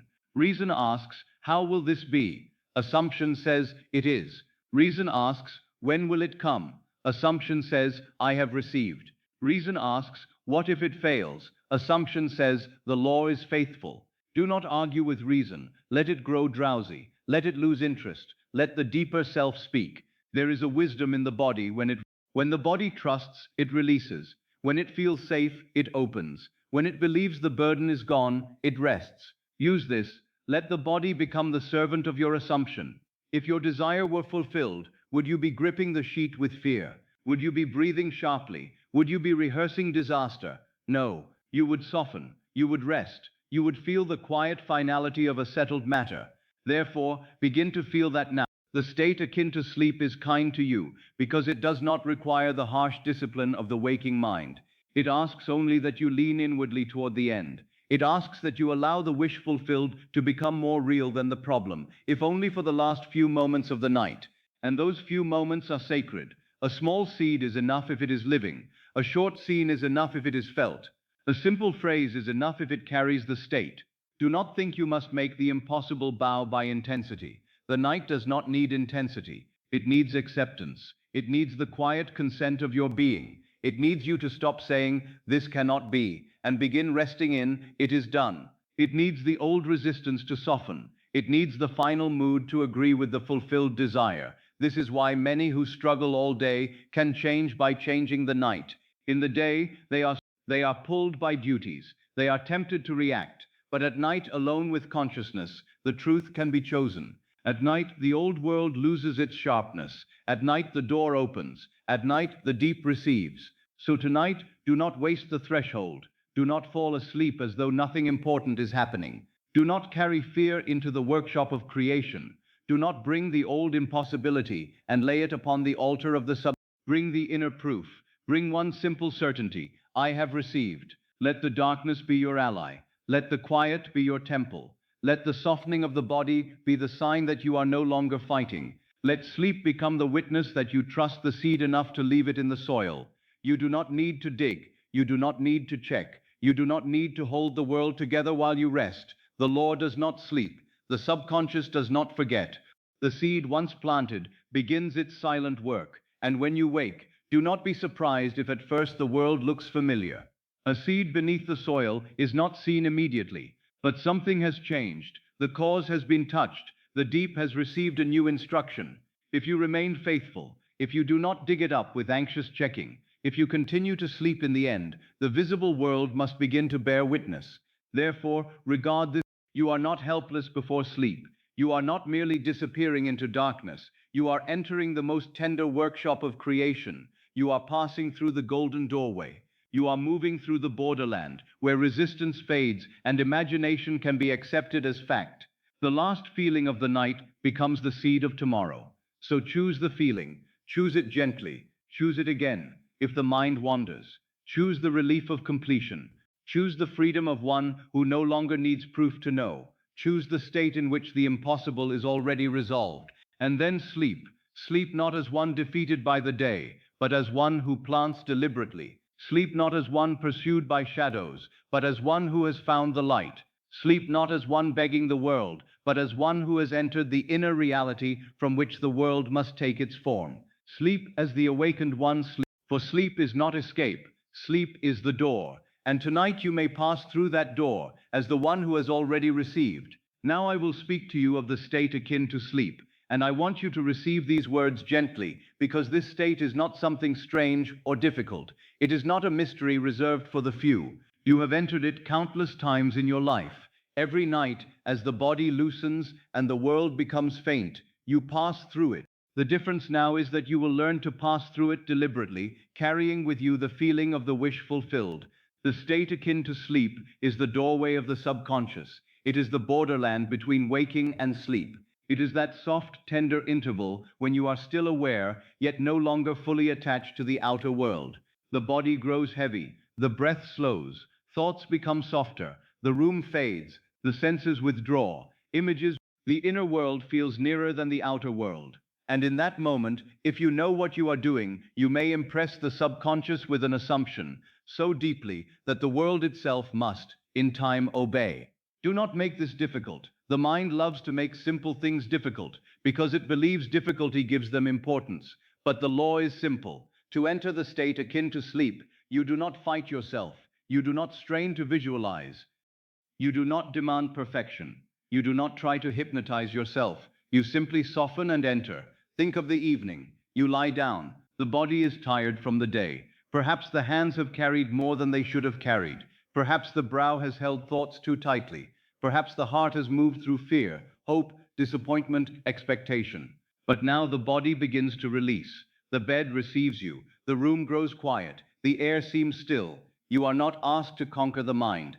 You are only asked to let the outer world become less important. Let the body be heavy. There is wisdom in heaviness. When the body grows heavy, the outer man is loosening his claim. He no longer stands so firmly in the world of appearances.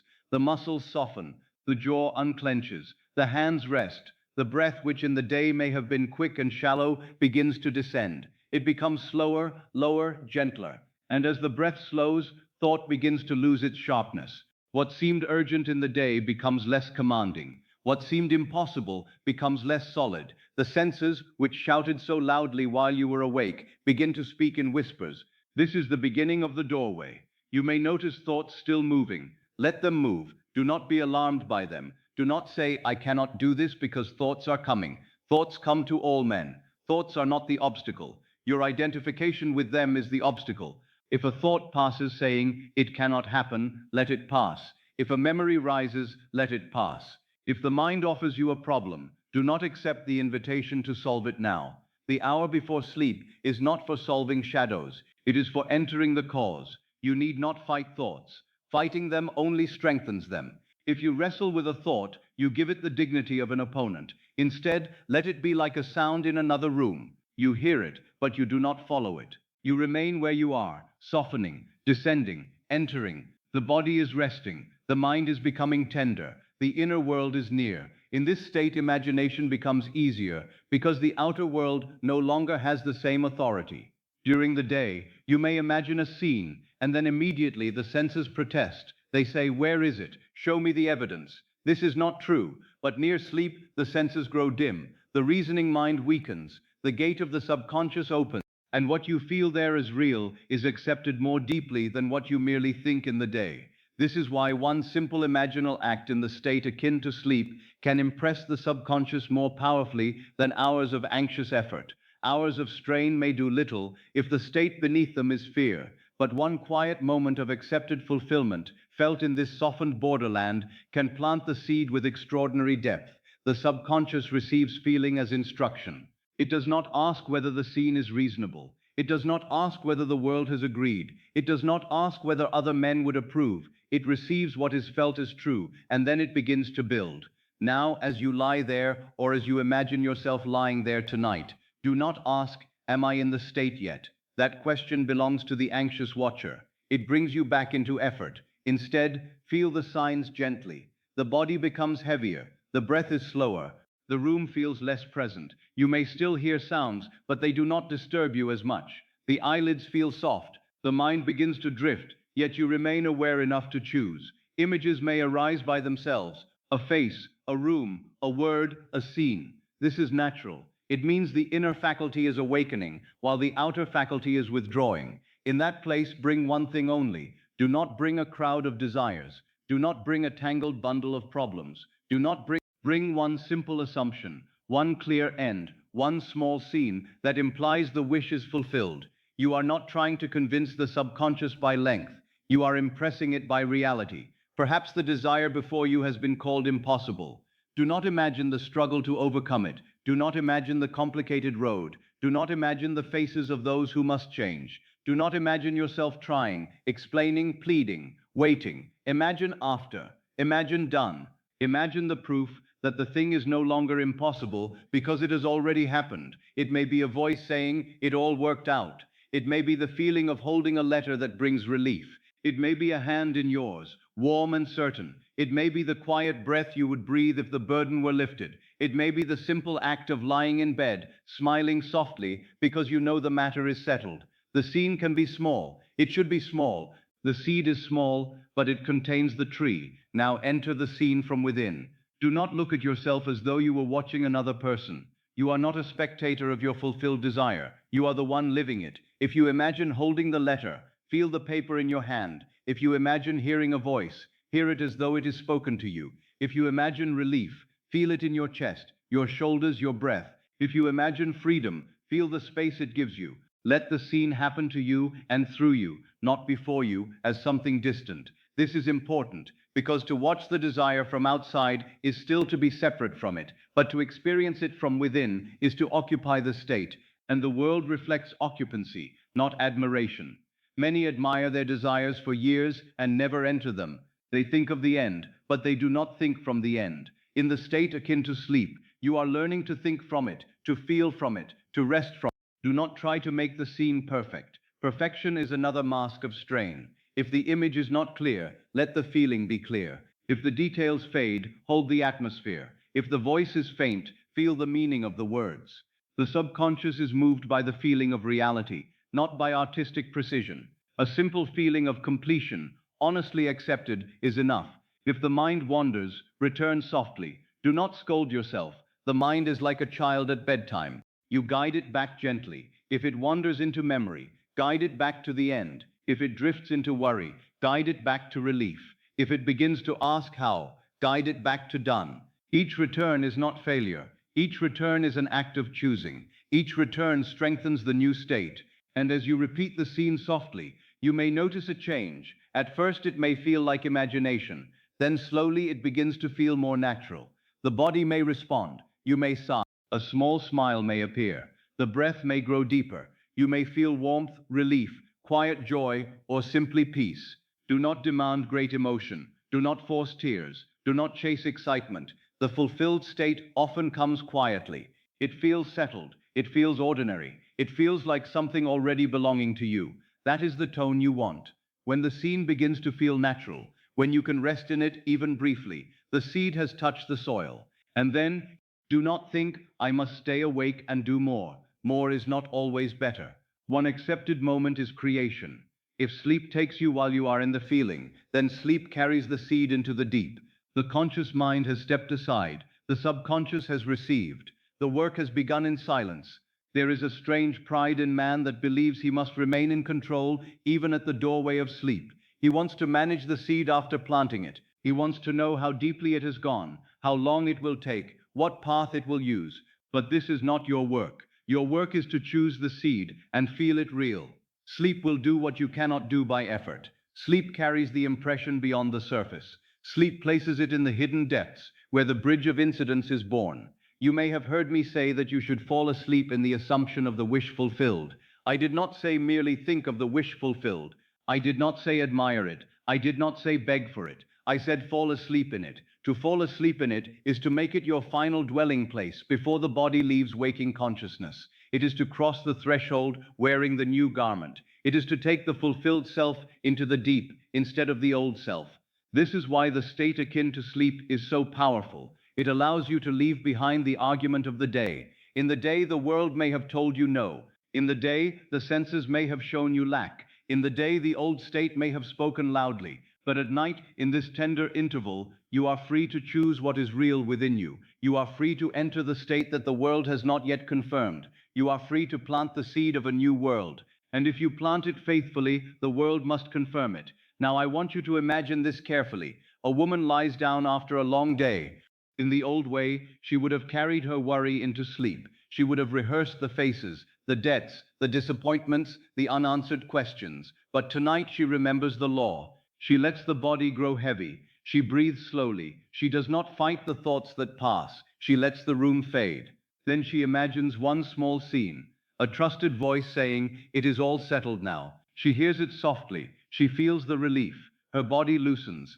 She repeats it, not with desperation, but with quiet acceptance. And then she falls asleep. To the outer eye, nothing dramatic has happened. A woman has fallen asleep.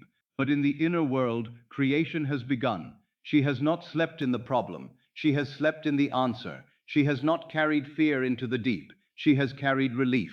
She has not planted delay. She has planted completion. And the subconscious, receiving the impression, begins to move life accordingly. A man lies down with a desire he has called impossible. He has tried for years to solve it by reason, by effort, by argument. Tonight, he stops. The body becomes heavy. The breath slows. He lets the room disappear. He imagines not the struggle, but the end. A friend grasps his hand and says, "I knew it would happen for you." He feels the warmth of the hand. He hears the sincerity in the voice. He feels the quiet joy of being the one for whom it has happened. He falls asleep in that. The old impossibility has not been attacked. It has been replaced. That is the art. The state akin to sleep is not a performance. It is a receiving posture. It is the open hand. It is the fertile soil. It is the softened gate. You are not trying to impress the subconscious by force. You are allowing the fulfilled state to enter. You are giving the deep mind a new instruction, and you are doing it in the hour when it is most receptive. Do not be concerned if the first night feels imperfect. Many expect mastery at once and then become discouraged. But even the desire to do it perfectly can become strain. Approach it as you would approach rest itself. Gently, night after night, return. The body will learn. The mind will learn. The feeling will become easier. The fulfilled state will become more natural. And what becomes natural within must express itself without. You may ask, how long must I remain in the scene? I answer, remain until it feels real.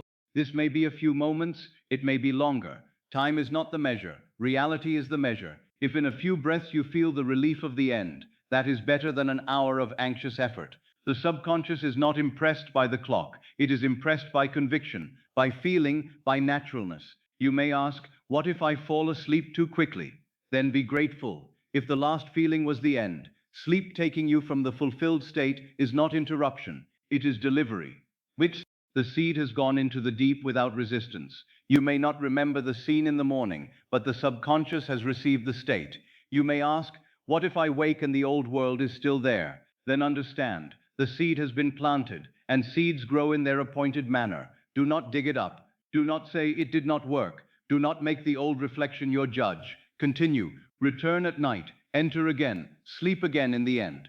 The repeated assumption becomes natural, and naturalness is the secret of manifestation.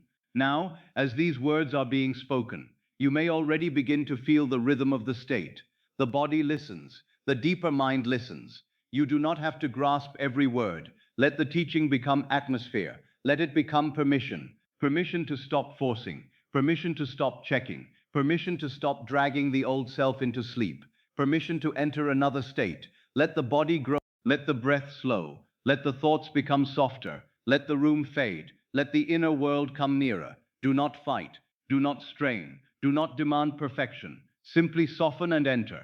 And when you enter, carry only the end. Not the question, not the fear, not the explanation. The end. One small scene, one true feeling, one quiet acceptance. Let it be done within you before the world shows it. Let it be real in consciousness before it is visible.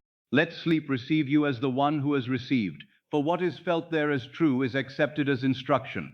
What is accepted as instruction is carried into the deep. What is carried into the deep must, by the law of consciousness, find a way to express itself. It may come through ordinary means. It may come through a bridge you could not design. It may come so naturally that only later will you recognize the path. But it must come if you remain faithful to the state. So tonight, do not fear the state akin to sleep as though it were difficult. It is already waiting for you. Night itself will bring you to its border. Your only work is to enter consciously. Where once you entered with worry, enter with fulfillment. Where once you carried fear, carry relief. Where once you slept as the old self, sleep as the new. And let the last movement of your mind be simple. The body rests, the world fades. The end is true. I have received. It is done. Sleep will carry the seed, the subconscious will receive it, and the law working in silence will begin to make the invisible visible. There is a kind of relaxation that the world misunderstands. The world sees a relaxed man and thinks he has surrendered. It sees a quiet mind and thinks it has no desire. It sees stillness and calls it weakness. But I tell you, there is a stillness that is greater than struggle. There is a rest that is stronger than force. There is a relaxation that does not come from defeat, but from completion. You must learn to distinguish these things, because many have heard the word relax and have mistaken it for resignation. They think to relax is to stop caring. They think to relax is to abandon the desire. They think to relax is to lie down under circumstance and say, whatever will be, will be. But that is not the relaxation of which I speak. That is not the rest of the fulfilled state. That is not the Sabbath. That is only weariness, wearing the name of wisdom. There is relaxation as escape, and there is relaxation as power. Relaxation as escape says, I cannot bear this anymore, so I will turn away. Relaxation as resignation says, it will never happen, so I must stop hoping. Relaxation as defeat says, life has conquered me, and I have no strength left to fight. But relaxation as completion says something entirely different. It says, it is done. It says, I no longer strain because I no longer stand outside the fulfilled desire. This is the relaxation of one who knows. You do not relax because you have given up. You relax because it is done. Let that sentence enter you deeply. You do not relax because you have given up. You relax because it is done. That is the difference between failure and faith. The man who has given up collapses. The man who has assumed rests. The one who is defeated becomes heavy with despair. The one who has received becomes still with certainty. Outwardly both may appear quiet, but inwardly they are worlds apart. When a debt is paid, you relax, not because the debt no longer matters, but because the matter is settled. When the letter has arrived with the answer you desired, you relax, not because the letter was unimportant, but because you no longer wait for it. When the answer is yes, you relax, not because you do not care, but because the question has been answered. When the door is already open, you stop forcing it, not because you no longer wish to enter, but because entrance is now natural. This is the kind of relaxation I want you to understand. It is the relaxation that belongs to possession. It is the rest that follows the creative act. It is the stillness after the decree. It is the Sabbath state. Scripture tells us that God created and then rested. Men have misunderstood this rest. They imagine rest comes because God was weary, as though the creative power could be exhausted. No, the rest came because the work was finished. The Sabbath is not the rest of fatigue. It is the rest of completion. It is the state in which nothing more needs to be forced, because the thing is already accomplished in the invisible. And man, made in the image of that creative power, must learn the same rest. When you assume the wish fulfilled, when you truly enter the end and feel it real, there should come a quietness. It may be small at first, but it will come. The body begins to soften. The breath releases. The mind no longer claws at the future with the same desperation. Something within you says, enough, it is accepted. That quietness is not laziness. It is evidence. It is the sign that you have moved, if only for a moment, from wanting into having.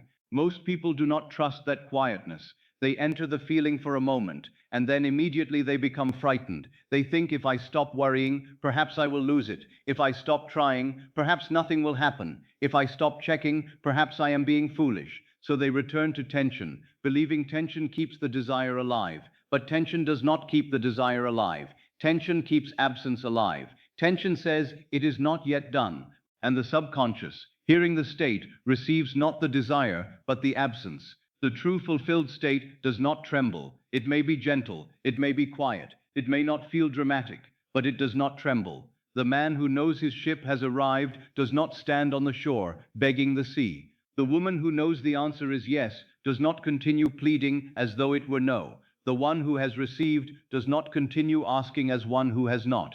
He rests, she rests, and that rest is powerful because it agrees with fulfillment. Now I know the habit of struggle is strong. The world has praised struggle so long that man feels guilty when he rests. He thinks, if I am not straining, I am not doing enough. But this is because he has mistaken physical effort for spiritual cause. The cause is not strain. The cause is consciousness. The cause is the state occupied. Therefore, the most powerful inner action may appear outwardly as stillness. To the senses, you may seem to be doing nothing. But if within yourself you are entering the end, accepting it as true, and resting in its completion, you are doing the only thing that creates. A man can labor from fear and produce more fear. Another can sit quietly in the fulfilled state and be moved in time to the perfect action. The first man acts as though the world is cause. The second acts from consciousness as cause. The difference is not that one moves and the other does not. The difference is the state from which movement comes.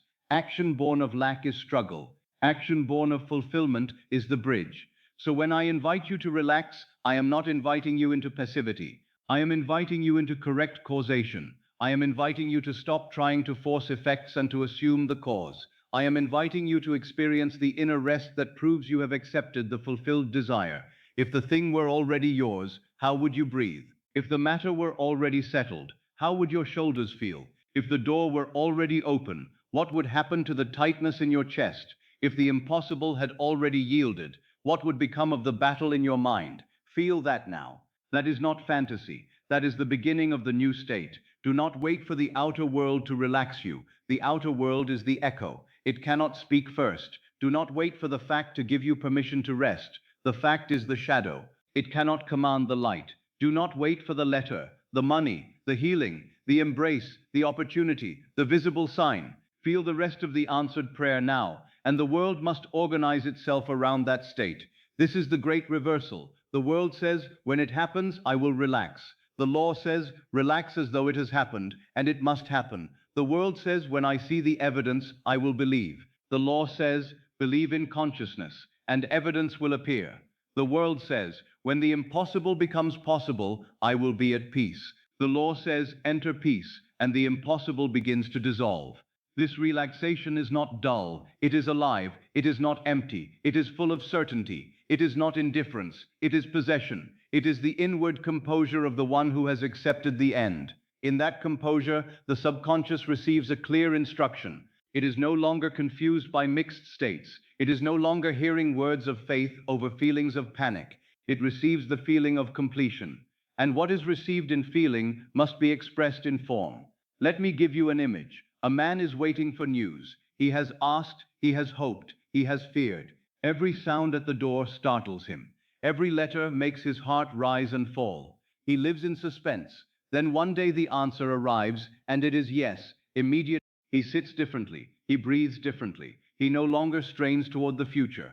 The future has entered the present. The matter is finished. That change in the body, that rest in the mind, that softening of the heart is the state you must assume before the letter arrives. Why? Because the feeling that follows fulfillment can be assumed now, and if assumed now, it becomes cause. This is the law of reversibility. If the fact would produce rest, then rest can produce the fact. If the answer would produce peace, then peace can call forth the answer. If the manifestation would produce relief, then relief can become the seed of the manifestation. This is why feeling is the secret. But remember, the feeling must be the feeling of completion, not the feeling of trying to feel. This is subtle. Many try to relax with tension. They say, I must relax correctly, I must get this right, and that very effort becomes another form of strain. The relaxation I speak of is not manufactured by force, it is allowed. It comes when you accept the end as true. The body follows the state, the breath follows the state. The nervous system, if I may use that phrase simply as the bodily expression of state, begins to agree with the inner decree. You do not command the body harshly. You give it a new truth to live from. You say inwardly, it is done, and then you let the body discover what that means. Perhaps the jaw loosens, perhaps the hands unclench, perhaps the face softens. Perhaps there is one deep exhale, as though you had been holding your breath for years. That exhale is sacred. It is the body's amen to the assumption. There are those who think they must remain excited to manifest. They believe intensity is power, but intensity, if born of fear, is only noise. The fulfilled state is often calm. It is often ordinary. It does not need to prove itself. The king does not spend his day trying. He is king. The beloved does not strain to believe she is loved. When love is known, she rests in it. The man whose debt is paid does not rehearse payment all day. He lives from freedom. This naturalness is far greater than excitement. Therefore, do not measure your practice by emotional drama. Measure it by acceptance. Ask yourself, can I rest as though it were true? Not can I force myself to feel overwhelmed. Not can I produce tears. Not can I hold a picture, but can I rest as the one who has received? If you can, even for a moment, you have touched the state. Now, as you listen tonight, you may be tempted to believe that resting is too simple for something you have called impossible. You may think, surely this great thing requires more. But that is the old belief speaking. It is the belief that the size of the desire demands the size of the struggle. The law does not work that way. To consciousness, the small and the great are the same. Both are states, both are assumptions, both harden into fact when accepted as true. A ladder and a fortune, a cup of water and a life transformed. The law does not measure as men measure. It only reflects what is impressed. The difficulty is not in the thing. The difficulty is in your acceptance of being the one who has it. Once that acceptance becomes natural, the so-called difficulty begins to vanish. It may still take a bridge. It may still unfold through time, but the inner battle is over. And when the inner battle is over, the outer battle loses its foundation. This is why the Sabbath is so important. The Sabbath is the end of inner labor. It is not laziness, it is loyalty to the unseen accomplishment. It is the refusal to continue praying as one who lacks after you have assumed yourself to be one who has received. It is the refusal to dig up the seed. It is the refusal to keep asking the mirror if the face has changed. It is the inward rest of creation completed. If you have truly imagined the end, do not contradict it by living in mental agitation. Do not say at night, "It is done," and then spend the day inwardly shouting, "Where is it?" That is not Sabbath. That is division. Enter the rest and protect it. Return to it when the world tempts you. When appearances speak, hear them as old echoes. When doubt rises, do not panic. Simply return to the rest of the end. Say gently, "No, I have accepted. It is done." You may say, "But what if I cannot feel that rest fully?" Then begin with a little. Do not despise the little. A small rest is still a new state. A small release is still a change of cause. A small breath of relief is still a seed. Return to it. Nurture it.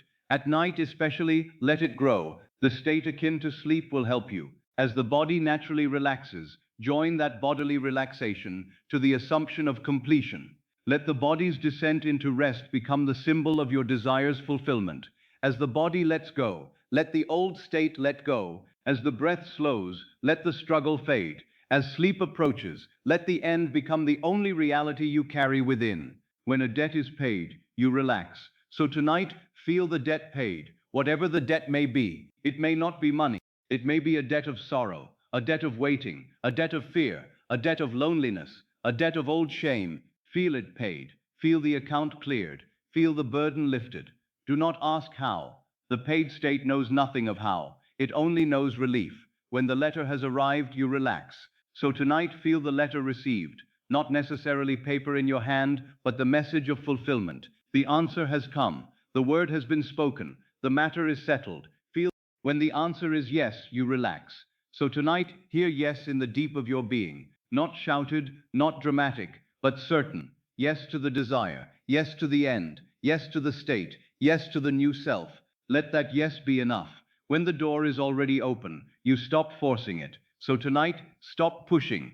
In imagination, step through. Do not stand outside the door as one pleading. Enter as one invited. Enter as one who belongs. And I tell you, when you learn this, you will no longer fear rest. You will no longer think that if you stop worrying, the desire will disappear. Worry never protected the desire. Worry protected the old state. Strain never brought the end nearer. Strain kept you conscious of distance. The true guardian of your desire is faith, and faith feels like rest. Faith does not mean you never move. Faith means your movement comes from inner completion, not inner lack. The world may still, you may still speak, write, walk, choose, respond. But inwardly, you are no longer a beggar at the gate. You are one moving through a world that must reflect your assumption. This changes the quality of everything. Action becomes lighter. Words become cleaner. Decisions become simpler. You are no longer trying to force life to love you. You are living as one already loved. You are no longer trying to force life to provide. You are living as one already supplied. You are no longer trying to force the impossible to yield. You are living in the state where it has yielded. So tonight, let relaxation become sacred to you. Let it no longer mean giving up. Let it mean receiving. Let it mean the Sabbath. Let it mean the stillness after the creative act. Let it mean the body and mind agreeing with the inner truth that it is done. And when you feel the body soften, do not say, "I am doing nothing." Say, "I am entering completion." When the breath becomes calm, do not say, "I am losing power." Say, "I am resting in power." When the old urge to strain arises, do not obey it. Smile inwardly and remember, I do not relax because I have given up. I relax because it is done. Let this be the sign tonight. If, as you lie down, you can feel even a small easing around the desire, if you can feel it less like a problem and more like an accomplished fact, if you can breathe as though the answer has already been given, then you are no longer worshipping impossibility. You are moving into the end. Stay there gently. Do not grip it. Do not examine it. Do not ask whether it is enough. Let it be enough. The fulfilled state does not argue for itself. It rests. And as sleep comes, allow that rest to deepen. Let it carry the seed. Let the final feeling be completion. Let the old struggle fall away from you like a garment, no longer needed. You have worn it long enough. Tonight, wear the garment of one who has received. Wear the softness of certainty. Wear the peace of the answered prayer. The body sleeps. The subconscious receives. The law works in silence. And you rest, not as one defeated by life, but as one who has entered the Sabbath of the fulfilled desire. There is a hidden enemy in the practice of the law, and because it hides in the body, in the breath, in the nervous habit of the mind, most people never recognize it. They think their enemy is the world. They think their enemy is time. They think their enemy is the closed door, the unpaid bill, the silent person, the delayed answer, the stubborn appearance. But often the enemy is much nearer. It is the tension with which they hold the desire. Tension is not neutral. This must be understood. Tension is not simply a bodily discomfort. It is not merely a tightness in the shoulders, a knot in the stomach, a pressure in the head. Tension is a state, and every state is creative. Tension speaks. It speaks without words, but it speaks. It says, not yet. Anxiety says, I do not have it. Forcing says, it is far away. Checking says, I am not sure. Desperation says, I am still separate from it. And the subconscious hears this speech more clearly than the sentence you repeat with your lips. Your body can pray poverty while your mouth speaks abundance. Your nerves can confess doubt while your lips declare faith. The subconscious hears the state beneath the words. This is why so many sincere people feel confused. They say, I have affirmed, I have imagined, I have declared the end. And yet beneath the words, the body has remained in the old prayer. The jaw is clenched. The stomach is tight. The breath is shallow. The mind is restless. The heart is searching for proof. The whole inner posture says, it is not done. And the subconscious, faithful to the deeper command, receives not the surface words, but the living state. Prayer is not merely what you do when you close your eyes and speak to God. Prayer is your dominant inner attitude. Prayer is the feeling you return to. Prayer is the conversation you carry within yourself when no one hears. Prayer is your reaction to appearances. Prayer is the mood in which you fall asleep. Prayer is the state you accept as true. And because men do not know this, they pray constantly for the very things they say they do not want. A man worries about lack all day, and then says, why does lack follow me? But worry is a prayer. A woman reacts to every delay with fear, and then says, why is life always uncertain? But reaction is a prayer. One speaks of freedom, but carries the tension of bondage in the body, and says, why am I still trapped? But body tension is a prayer. Another says, I believe, yet checks every hour to see whether the world has changed, and says, why do I still doubt? But checking is a prayer. This is not said to condemn you. I will not allow you to use this teaching as another whip against yourself. You have not been guilty. You have been asleep to your own creative activity. You have been praying without knowing you were praying. Now that you see it, you can change the prayer. That is the mercy of the law. The moment a thing is revealed, it can be revised. The moment a state is recognized, it can be left. Let us look at tension carefully, not harshly, but with clear eyes. When you tense around money, what are you saying? You are saying there is not enough. You may speak abundance, but the body is whispering scarcity. When you tense around love, what are you saying? You are saying, I may not be chosen. You may speak of being loved, but the heart is rehearsing abandonment. When you tense around health, what are you saying? You are saying, I am unsafe in my body. You may speak healing, but the state is fear. When you tense around a desire you call impossible, you are saying, this thing is not natural to me. And life, reflecting state, continues to make it feel unnatural. The subconscious does not punish this. It simply receives it. It does not say, this person has said the correct words, therefore I will ignore the feeling. No, feeling is the language of the subconscious. State is the command. The subconscious is like fertile soil. It does not ask whether you meant to plant thorns. It grows what is planted. If fear is planted with feeling, fear grows. If relief is planted with feeling, relief grows. If absence is planted with tension, absence grows. If fulfillment is planted with quiet certainty, fulfillment grows. This is why I say tension is a prayer of absence, not because tension is morally wrong, not because you must be afraid of ever feeling tense, but because, if indulged and accepted, tension keeps you identified with the state of not having. It is a prayer spoken through the body. It is an imaginal act repeated silently. It is the old self saying, I am still waiting. I am still outside. I am still not the one. Now contrast this with the prayer of fulfillment.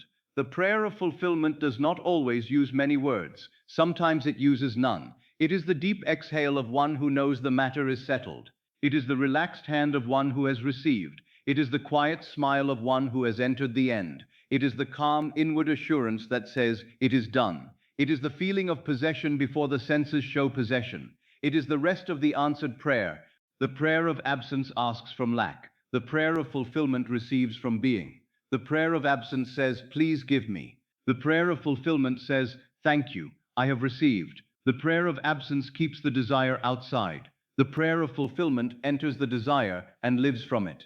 The prayer of absence worships time. The prayer of fulfillment lives now. The prayer of absence trembles before appearances. The prayer of fulfillment knows appearances are shadows. The difference is not in the number of words. The difference is in the state. I want you to begin noticing gently how you have been praying throughout the day. When a thought comes and you react with fear, that reaction is a prayer. When you imagine a conversation going badly, that imagining is a prayer. When you feel your body tighten at the sight of a letter, that tightening is a prayer. When you lie in bed and replay the same old problem, that replay is a prayer. When you say inwardly, this always happens to me, that is a decree. When you say nothing ever changes, that is a seed.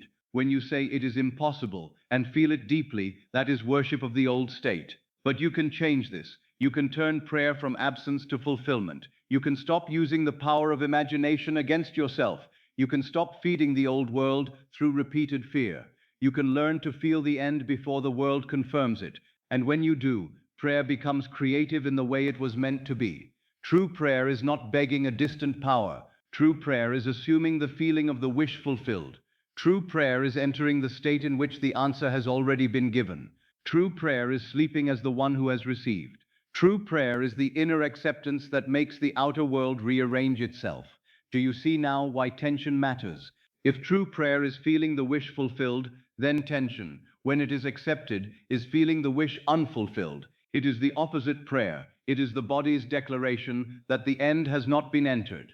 So you must not merely change sentences. You must change state. You must let the body, the breath, the inner conversation, the imagination, all begin to agree with fulfillment. This is done gently. Do not hear me and become tense about being tense. That would be the old trick again. You would make tension into another enemy and fight it, and in fighting it, you would give it more attention. Instead, when you notice tension, bless the noticing. Say inwardly, ah, I have found the old prayer. Then change the prayer. If your shoulders are tight because you fear lack, do not scold yourself. Ask, how would these shoulders feel if I were already supplied? Then allow them to drop even a little. If your chest is tight because you fear rejection, ask, how would I breathe if I knew I were loved? Then let the breath answer. If the stomach is knotted because you fear failure, ask, what would my body feel if success were already settled? Then let one small release come. That small release is not meaningless. It is the body beginning to pray fulfillment. The prayer of fulfillment may begin as a whisper in the body, a softer breath, a relaxed hand, a face no longer bracing for disappointment, a mind that stops rehearsing disaster for a few moments. Do not despise these little beginnings. They are signs of a new state. The body has been trained by the old assumption. Now it must be invited into the new one. And as you approach sleep, this becomes easier. The body naturally wants to release. The day naturally loosens. The senses naturally grow dim. Use this mercy of the night. Do not drag the body back into tension by reviewing the old impossibility. Do not lie in bed and pray absence through worry. When the old problem comes, recognize it. It is the old prayer asking to be spoken again. Do not speak it. Do not give it your body. Do not give it your final feeling. Instead, turn inward and ask, what would I feel if this were already fulfilled? Let the answer come not as a lecture, but as sensation. Perhaps relief, perhaps safety, perhaps quiet joy, perhaps gratitude, perhaps only the absence of fear. That is enough. Feel it. Let it spread. Let it touch the body. Let the breath become slower. Let the hands open. Let the stomach unclench. Let the face soften. Let the heart receive. Now you are praying differently. The mouth may say nothing, but the state says, I have received. The body may be still, but the inner man is declaring, it is done. The outer world may not yet show the change, but the cause has changed. The subconscious has received a new instruction. And what is impressed in the deep must, in due season, express itself in the world. I have seen men change their lives not because they learned to speak more phrases, but because they learned to stop praying lack through their reactions. One man hears a rumor that would once have frightened him. In the old state, he would react, imagine disaster, tense his body, carry the fear to sleep, and then meet the outpicturing of that fear. But now he pauses. He remembers, this is only an appearance. I do not pray to it. He returns to the end. He breathes from fulfillment. He refuses to let the rumor define his state. In that moment, he has changed the prayer. A woman receives a letter that would once have made her tremble. The old self wants to read it as a verdict. The old body wants to tighten. The old mind wants to say, here it is again. But she remembers. The letter is an effect. It is not cause. Her reaction would be a prayer. So she reads what must be read, does what must be done, but inwardly refuses to crown the appearance. She says within, all is well, the matter is already resolved. Then at night she sleeps in the feeling of resolution. She has prayed fulfillment instead of absence. This is mastery, not denying the world, not pretending not to see, but refusing to let appearances dictate the inner state. You can walk through ordinary duties and remain inwardly faithful to the end. You can meet facts without making them God. You can feel a moment of fear and still choose not to live in it. You can notice tension and gently transform it into relief. The old man prays through reaction. The new man prays through assumption. The old man sees the world and then feels. The new man feels the end and lets the world follow. The old man says, when this changes, I will rest. The new man says, I rest, and this must change. The old man says, I am anxious because it is not here. The new man says, I enter the feeling of having, and anxiety loses its food. Now I want you to hear this without fear. Your state matters more than your words. This is not meant to make you afraid of every passing thought. Passing thoughts are not the same as accepted states. A bird may fly over your head, but you need not build it a nest. A thought may pass, but you need not dwell in it. Tension may arise, but you need not call it truth. Anxiety may speak, but you need not make it your prayer. The danger is not the momentary movement of the mind. The danger is loyalty to the old state. If fear comes and you say this is true, you have accepted it. If fear comes and you say this is the old state passing through, you remain free. Then you return to fulfillment. You return to the end. You return to the body's new prayer. Peace, relief, certainty, possession. This is why the night is so important. The day may bring many passing thoughts, but the night gives you a final selection. What will you carry into the deep? What prayer will you sleep in? Will it be the prayer of absence, spoken through worry and tension, or the prayer of fulfillment, spoken through relief and assumption?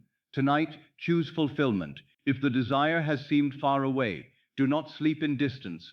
If the desire has seemed impossible, do not sleep in impossibility. If the world has seemed slow, do not sleep in waiting. Sleep in the end.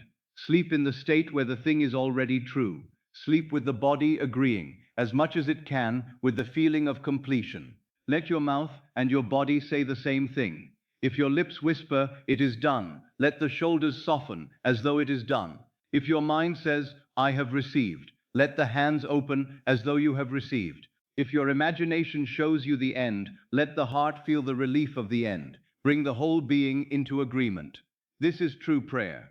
And if agreement is not perfect tonight, do not be troubled. Begin. A small agreement is better than a large contradiction. A moment of relief is a seed. A softened breath is a seed. A sincere feeling of all is well, even for a few seconds, is a seed. The subconscious receives the living impression. Repeat it night after night, and the new prayer becomes natural. There will come a time, if you persist, when the old tension feels foreign. You will notice it and wonder how you once lived in it. The old anxiety will no longer feel like responsibility. It will feel like an old garment, too heavy to wear. The old desperation will no longer feel like devotion. It will feel like separation, and you will gently put it off, because you have learned the prayer of fulfillment. Then the impossible will begin to change its face, not because you shouted at it, not because you strained against it, but because you stopped praying it into being. You stopped feeding it with tension. You stopped carrying it into sleep. You stopped making your body a witness for absence, and you began to let the whole of you, mind, breath, feeling, imagination, become a witness for fulfillment. That is power. So now, as you listen, feel into your own body, not with criticism, with tenderness. Is there a place where you have been praying absence? A tight chest, a guarded stomach, a clenched hand, a restless mind, a repeated inner sentence. See it clearly. It is not your enemy. It is only the old prayer. And now, softly, change the prayer. Let the hand open. Let the breath deepen. Let the shoulders release. Let the face become calm. Let the inner sentence change from not yet to it is done. Let anxiety give way to the feeling of having. Let forcing give way to acceptance. Let checking give way to trust. Let desperation give way to union. For you are not separate from the fulfilled desire in imagination. You are only separate from it when you occupy the state of separation. Enter the end, and separation dissolves. Feel the end, and the subconscious receives. Sleep in the end, and the seed goes deep. The subconscious hears the state beneath the words. So let your state be the prayer tonight. Let your rest be the prayer. Let your relief be the prayer. Let your soft breathing be the prayer. Let your quiet certainty be the prayer. Let the last feeling before sleep be not absence, but fulfillment.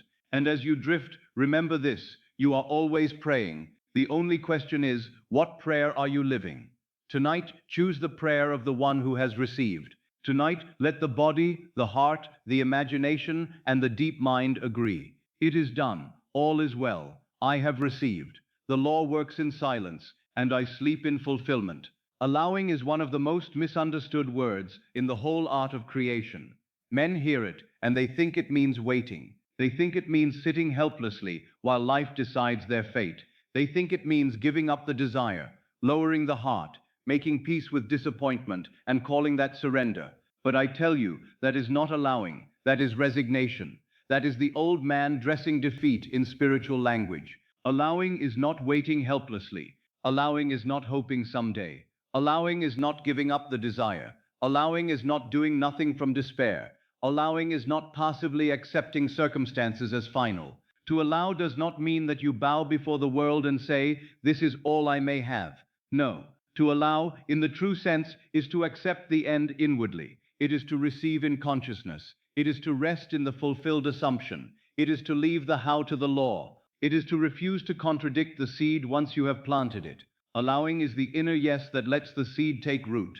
This is a very different thing from waiting. Waiting says not now. Allowing says it is done. Hoping says maybe. Allowing says I have received. Begging says give me. Allowing says thank you. Waiting stands outside the door, looking at the handle, wondering when someone will open it.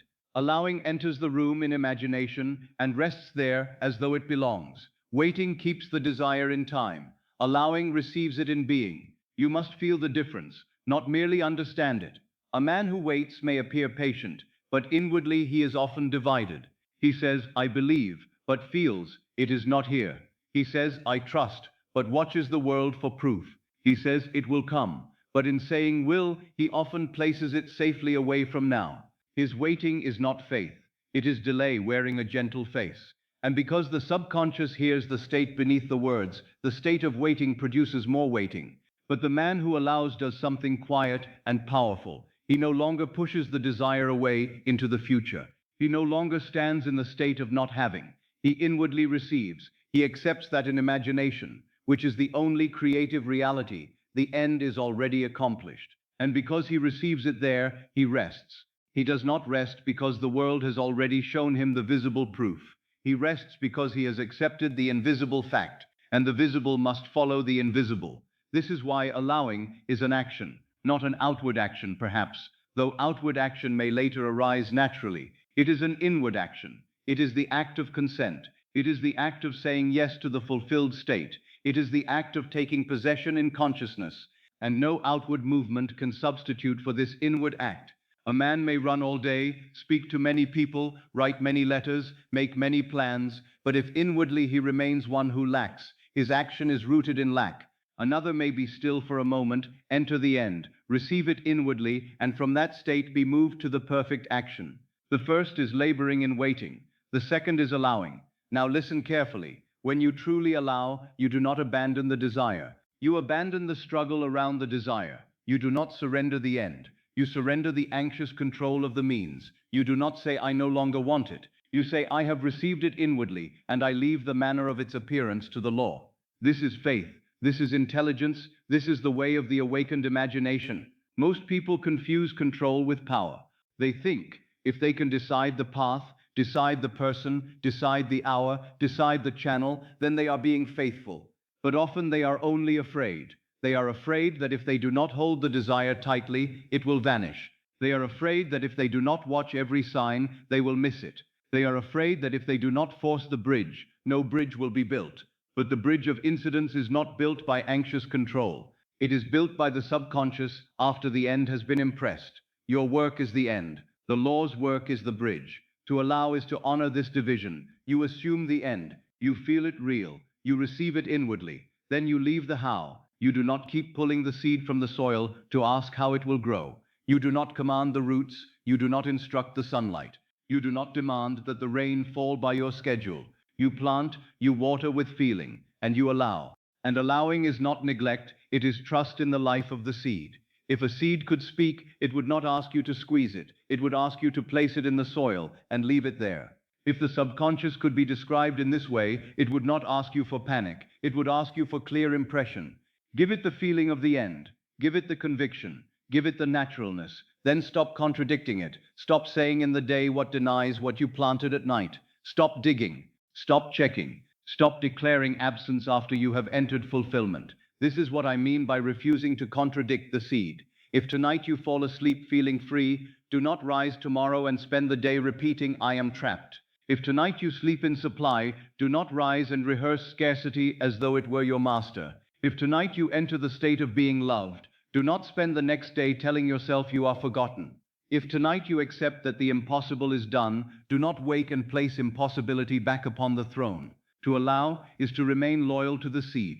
Now this loyalty is not tension, it is not anxious vigilance, it is not watching yourself with fear, saying, have I contradicted it? Have I ruined it? That again is the old state. True loyalty is calm. It is the natural continuation of having received. If you had received a gift, you would not spend the day begging for it. If the answer were yes, you would not keep asking. If the matter was settled, you would not keep presenting it as unresolved. You would live from the settled state, that is allowing. Begging says give me. Allowing says thank you. And I want you to hear the difference in your body. Give me often tightens. It reaches. It pleads. It implies separation. But thank you, when spoken from true assumption, relaxes. It receives. It acknowledges possession. It is not a trick. It is not a word used to manipulate the law. It is the natural fragrance of fulfillment. The one who allows can say thank you because inwardly he has accepted the gift. Hope also must be understood. There is a noble kind of hope that points the heart upward, but as a creative state, hope can become a trap if it keeps the desire in the future. Hoping says, maybe it will happen. Allowing says, it has happened in consciousness and the outer world must conform. Hoping often still looks outward for permission. Allowing turns inward and receives. Hoping may comfort the old self. Allowing transforms the self. Waiting is similar. Men have praised waiting as though all waiting were faith. But there is a waiting that is only delayed unbelief. It says, I do not have it now, but perhaps time will be kind. This is not the waiting of the awakened one. The awakened one may move through time, yes, because all things in the world of form unfold through sequence. But inwardly he is not waiting, he has received. He is faithful to the unseen reality, while the seen world catches up. This is not waiting as absence, it is abiding as possession. So if time passes after your imaginal act, do not say, I am still waiting. Say, I am abiding in the fulfilled state. Do not say, it has not come. Say, the seed is planted and the bridge is forming. Do not say, nothing is happening. Say, the law works in silence. The outer eye may not yet see movement, but the seed does not announce its growth to the surface. Much of life's most important work happens unseen. Allowing is powerful because it stops the inner contradiction. It stops the two prayers from fighting each other. One prayer says, "It is done." The other says, "Where is it?" One prayer says, "I have received." The other says, "I am afraid it will not come." One prayer says, "Thank you." The other says, "Please, please, please." When you allow, you choose one prayer. You choose the fulfilled prayer. You become inwardly consistent. This consistency is what many lack. They imagine at night, then deny in the morning. They feel relief for a moment, then speak worry for hours. They plant the seed, then disturb the soil. Not because they are wicked, not because they are unworthy, but because they have not understood allowing. They think allowing means doing nothing. In truth, allowing means doing the one inward thing continuously enough that the seed is not contradicted. It means remaining in agreement with the end. You do not need to force this agreement. You return to it. That is all.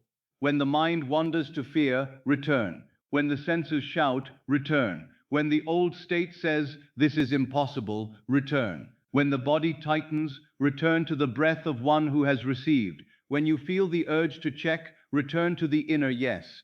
Do not make each return dramatic. Make it natural, like coming home. And what is this inner yes? It is not a loud affirmation. It is a consent of the whole being. It is the quiet acceptance that says, "Yes, this is mine in consciousness. Yes, the end is true. Yes, I will sleep as the one who has received. Yes, I will stop arguing with the seed. Yes, I will let the Lord take the manner, the time, the path, the bridge." That yes is allowing. That yes is receiving. That yes opens the hand. A closed hand cannot receive. You have heard me say this in spirit before, but now let it become real. The closed hand is the mind that says, "I must control every detail." The closed hand is the heart that says, "I cannot trust unless I see." The closed hand is the body that says, "I must remain tense or I will lose it."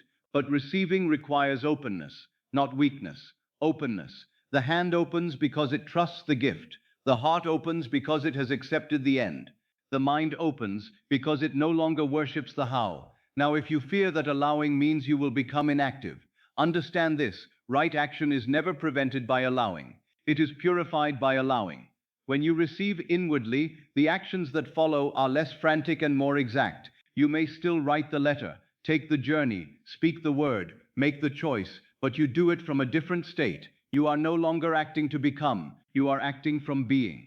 And action from being carries a power that anxious action never has. In the world of appearances, two people may do the same thing. One writes a letter from fear, the other from certainty. One enters a room as one who must be accepted, the other as one who is already chosen. One speaks from desperation, the other from inner possession. The outer action may look similar, but the state is different, and the world responds to state. This is why allowing is not passivity. It is the inner power behind all fruitful action. Let me tell you of a simple image.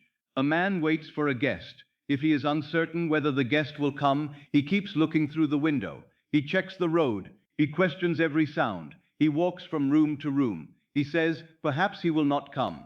His waiting is restless because he is not sure. But if he knows the guest has already arrived and is resting in another room, he does not watch the road. He prepares from peace. He moves naturally. He is not passive, but he is not anxious. The difference is certainty. Allowing is the certainty that the fulfilled desire is already present in consciousness even before the senses report it. When you know this, you no longer confuse outer delay with inner absence. A thing may not yet be visible, but it can be received. A seed may not yet be a tree, but it has been planted. A bridge may not yet be seen, but it has begun. The outer world may still be catching up, but consciousness has already moved. Allowing means you remain with the movement of consciousness, instead of returning to the old evidence. This is the discipline of one who lives by the law. Gentle discipline, quiet discipline, the discipline of not contradicting what you have accepted. It does not require harshness, it requires remembrance. Remember who you are being. Remember where you sleep. Remember the end. Remember that the world is an echo, not the voice. Remember that the shadow is not the light. Remember that the seed grows when left in the soil. If you are listening at night, let this become very simple. You do not have to figure out your life before sleep. You do not have to solve the impossible. You do not have to force the future into shape. Tonight, allowing means receiving the end inwardly and resting there. Let the how belong to the law. Let the bridge belong to the deep. Let the timing belong to the unfolding. Your part is the inner yes. Say yes to the end. Yes, I have received. Yes, it is done. Yes, I leave the how to the law. Yes, I will not contradict the seed. Yes, I sleep in fulfillment. Let that yes be soft. Let it be low. Let it be without strain. The most powerful yes may be spoken without sound. It may be felt as a release in the body, as a deep breath, as a quiet warmth in the chest. It may feel like a gentle settling, as though something within you has stopped resisting. That is allowing. If the mind asks, but when? Answer, it is done. If it asks, but how? Answer, the law knows. If it says, but nothing has changed, answer, the cause has changed. If it says, should I keep waiting? Answer, I am not waiting, I have received. And then return to the feeling. Do not argue long. The old state loves long arguments.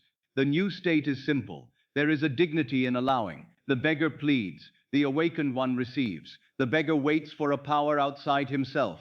The awakened one accepts in consciousness. The beggar measures the world for proof. The awakened one knows the world will conform. The beggar says, give me. The awakened one says, thank you.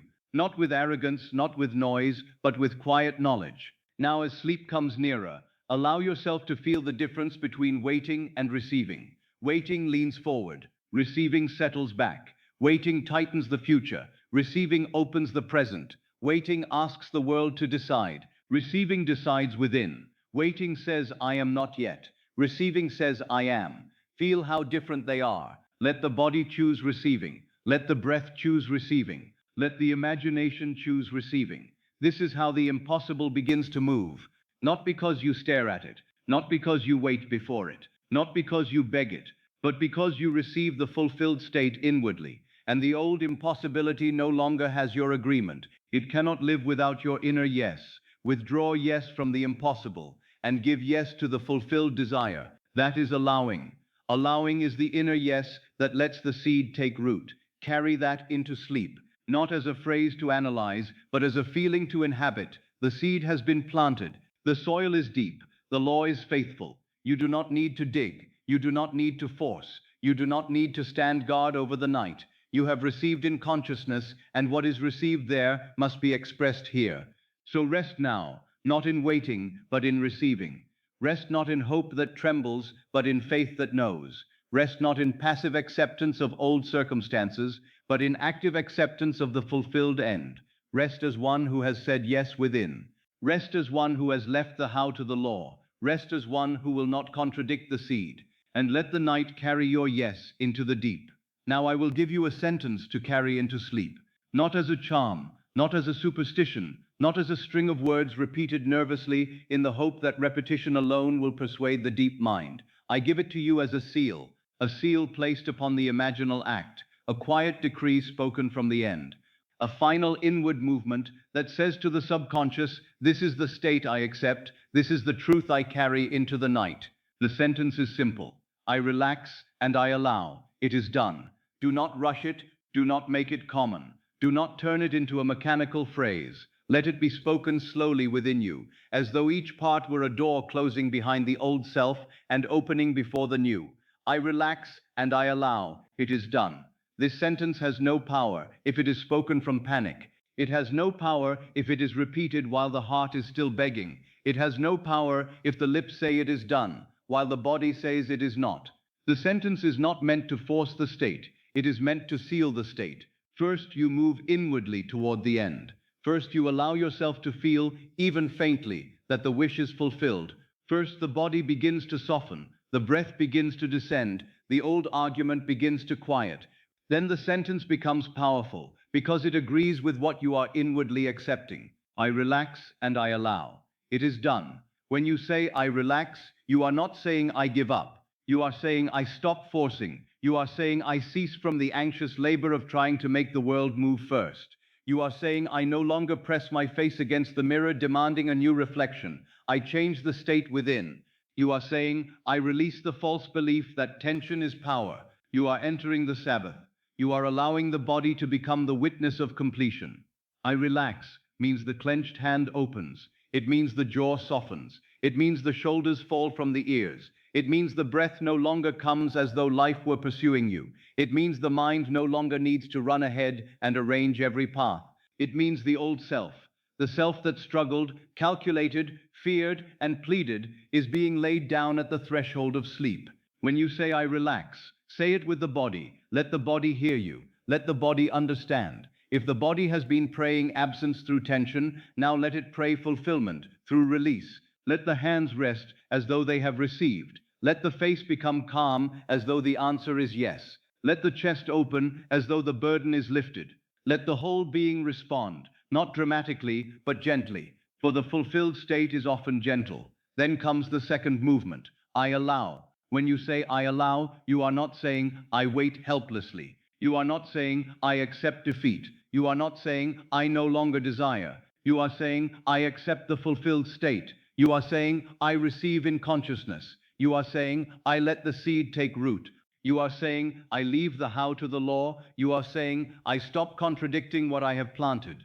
To allow is to say yes within, not yes to the old condition, not yes to fear, not yes to delay, yes to the end, yes to the desire fulfilled, yes to the new state, yes to the unseen reality that must become seen.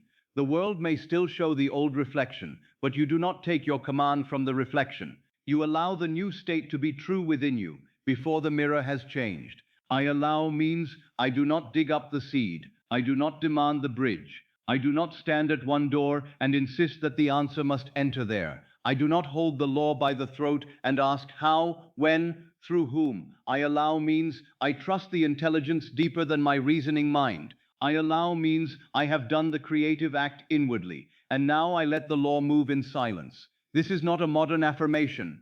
This is not repeating pleasant words to comfort the surface mind. This is a decree of consciousness. It is spoken from the throne of I am. It is spoken as one who has entered the end and now rests in it. The words are simple, but the state behind them is royal. I relax and I allow. It is done. And now the final movement. It is done. These three words must never be spoken as hope.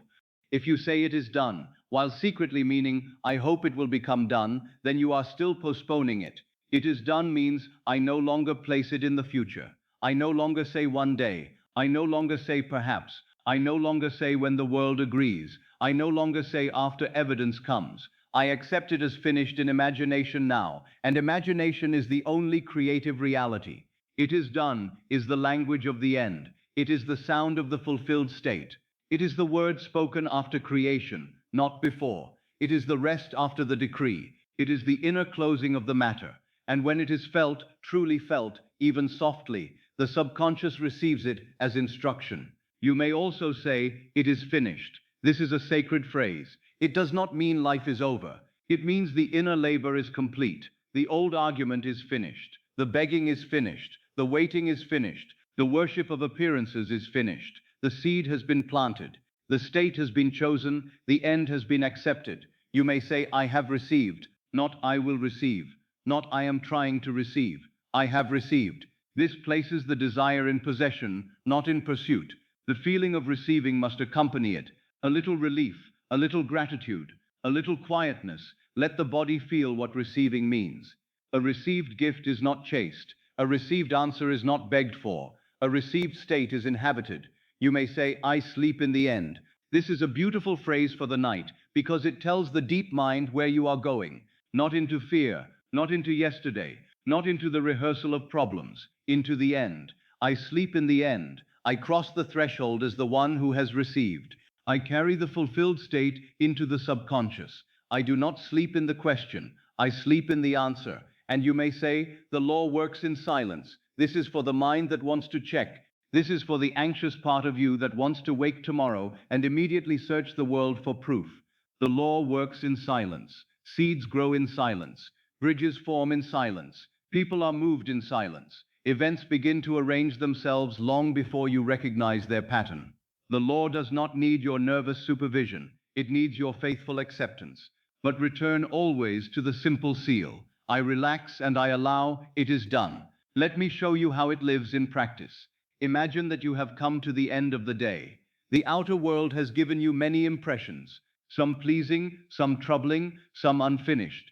You lie down and the old mind wants to begin its nightly labor. It wants to review. It wants to solve. It wants to prepare arguments. It wants to count reasons why the thing has not yet happened. But tonight you do not follow it. You let the body become still. You let the breath grow gentle. You let the room fade. You choose one simple scene that implies your desire is fulfilled. Perhaps you hear someone say, "It all worked out beautifully." Perhaps you feel the weight lifted. Perhaps you see the matter settled. Perhaps you feel only the calm relief of completion. You enter that scene softly, from within, not as a spectator, but as the one living it. Then, when the feeling begins to rise, you place the seal upon it. I relax and I allow. It is done. You do not repeat it 20 times in fear. You do not chant it as though the number of repetitions were the power. One true statement from the state is worth more than 1,000 anxious repetitions from lack. Say it once and feel it. If it feels good to say it again, but never as begging. Say it as sealing. Say it as remembering. Say it as the voice of one who has received. I relax and I allow. It is done. The phrase should be like laying a letter into an envelope and sealing it. Once sealed, you do not tear it open again. You do not keep asking whether the words inside are still there. You send it. In the same way, when you seal the imaginal act, let it go into sleep. Let the subconscious receive it. Let the law carry it. Let the bridge begin. If the mind says, "But what if I did not feel it enough?" Answer gently, "The law works in silence." If the mind says, "But what if nothing happens?" Answer, "I have received." If the mind says, "But how will this come?" Answer, "I leave the how to the law." If the mind says, "But this has been impossible for so long," answer, "It is finished." Do not argue at length. The old mind feeds on argument. Give it the decree and return to rest. There is great power in simplicity. The proud mind wants a complicated formula because it believes complexity gives safety. But creation is simple. I am becomes what I am conscious of being. The subconscious receives what is felt as true. Sleep carries the seed into the deep. The world reflects the accepted state. The sentence before sleep is only a way of gathering these truths into one living act. I relax and I allow. It is done. I relax gathers the body into agreement. I allow opens consciousness to receiving. It is done removes the desire from tomorrow and places it in the eternal now of imagination. This is why the sentence is complete. It releases strain, accepts fulfillment, and seals the end. You may notice that when you say it truly, something in you becomes quieter. You stop leaning forward into time. You stop reaching. You stop trying to force an answer from the darkness. You settle. And that settling is not small. That settling is the state changing. The old self lived as one outside the desire. The new self rests as one inside it. The old self asked. The new self receives. The old self strained. The new self allows. The old self said impossible. The new self says done. Now do not make the sentence a burden. Do not say, "I must say it perfectly or the law will fail." That is superstition, not law. The words are servants of the state. The feeling is the secret. If another phrase carries the same state for you, use it. It is finished. I have received. I sleep in the end. The law works in silence. These all point to the same inward reality. But the sentence I give you is easy to remember, easy to breathe with, easy to carry through the doorway of sleep. I relax and I allow. It is done. Let it become almost like an exhale. Inhale gently, as though receiving. Exhale softly, and feel, I relax. Let the next breath open the heart, and feel, I allow. Then let the final words sink into the body. It is done. Not loud, not forced, almost whispered within the bones. Let the sentence descend from the head into the chest, from the chest into the belly, from the belly into the whole body, until the body itself seems to understand. I relax and I allow. It is done. If you are already drowsy, this sentence is enough. You do not need to build a palace of images. You do not need to force a vivid scene if the body is near sleep. Feel the meaning. Feel the end. Let the sentence carry the state. The subconscious understands feeling. It receives the atmosphere. If the phrase brings relief, it is doing its work. If it brings peace, it is doing its work. If it lets you stop arguing, it is doing its work. Now there will be nights when the old mind is louder. On such nights, do not fight. Return to the sentence as a shepherd returns a wandering lamb to the fold. Gently, again and again if necessary. Not mechanically, but lovingly. I relax and I allow. It is done. Let each return be a release, not a battle. The sentence is not a weapon against thought, it is a doorway into state. There will be nights when you feel very little. Still, speak it softly, and seek the smallest feeling of relief. Do not demand greatness from yourself. The seed may be small, the feeling may be faint, but if it is sincere, it is alive. A living seed is enough. The law can work with sincerity. It cannot be deceived by hollow words, but it receives even a small, true feeling. There will be nights when the fulfilled state feels easy, almost natural. On those nights, rest in it. Do not overwork it. Do not turn ease into effort. Say the sentence once and sleep. Let the seed go deep. The more natural it becomes, the closer you are to the end. Naturalness is a sign that the state is being accepted. And when morning comes, remember what you sealed. Do not rise and break the seal with contradiction. Do not say, "Where is it?" as though nothing happened. The night has received your seed. Honor it. Move through the day gently, knowing the law works in silence. If appearances remain old, let them be old. Do not crown them. If doubt rises, return to the seal. It is done. If the urge to force returns, remember, I relax. If the urge to control the path returns, remember, I allow. If the desire seems distant, remember, I have received. The sentence before sleep can become a companion, not a crutch, not a superstition, but a reminder of who you are being. It brings you back from the scattered world to the simple truth. You are not here to beg. You are not here to wait. You are not here to worship impossibility. You are here to assume, receive, and rest. I relax and I allow. It is done. Let it be the last word after your imaginal act. Let it be the seal upon the wish fulfilled. Let it be the final mood, the final breath, the final consent. Let it guide you away from effort into Sabbath. Let it carry you away from the old man into the new. Let it become the bridge between waking and sleep, between desire and possession, between the invisible seed and the visible harvest. And as you lie there, perhaps the body heavy, the breath slow, the room fading, say it as one who knows. I relax and I allow. It is done. The old struggle is finished. I have received. I sleep in the end. The law works in silence. And what I accept in consciousness must appear in my world. Now let the words grow quieter.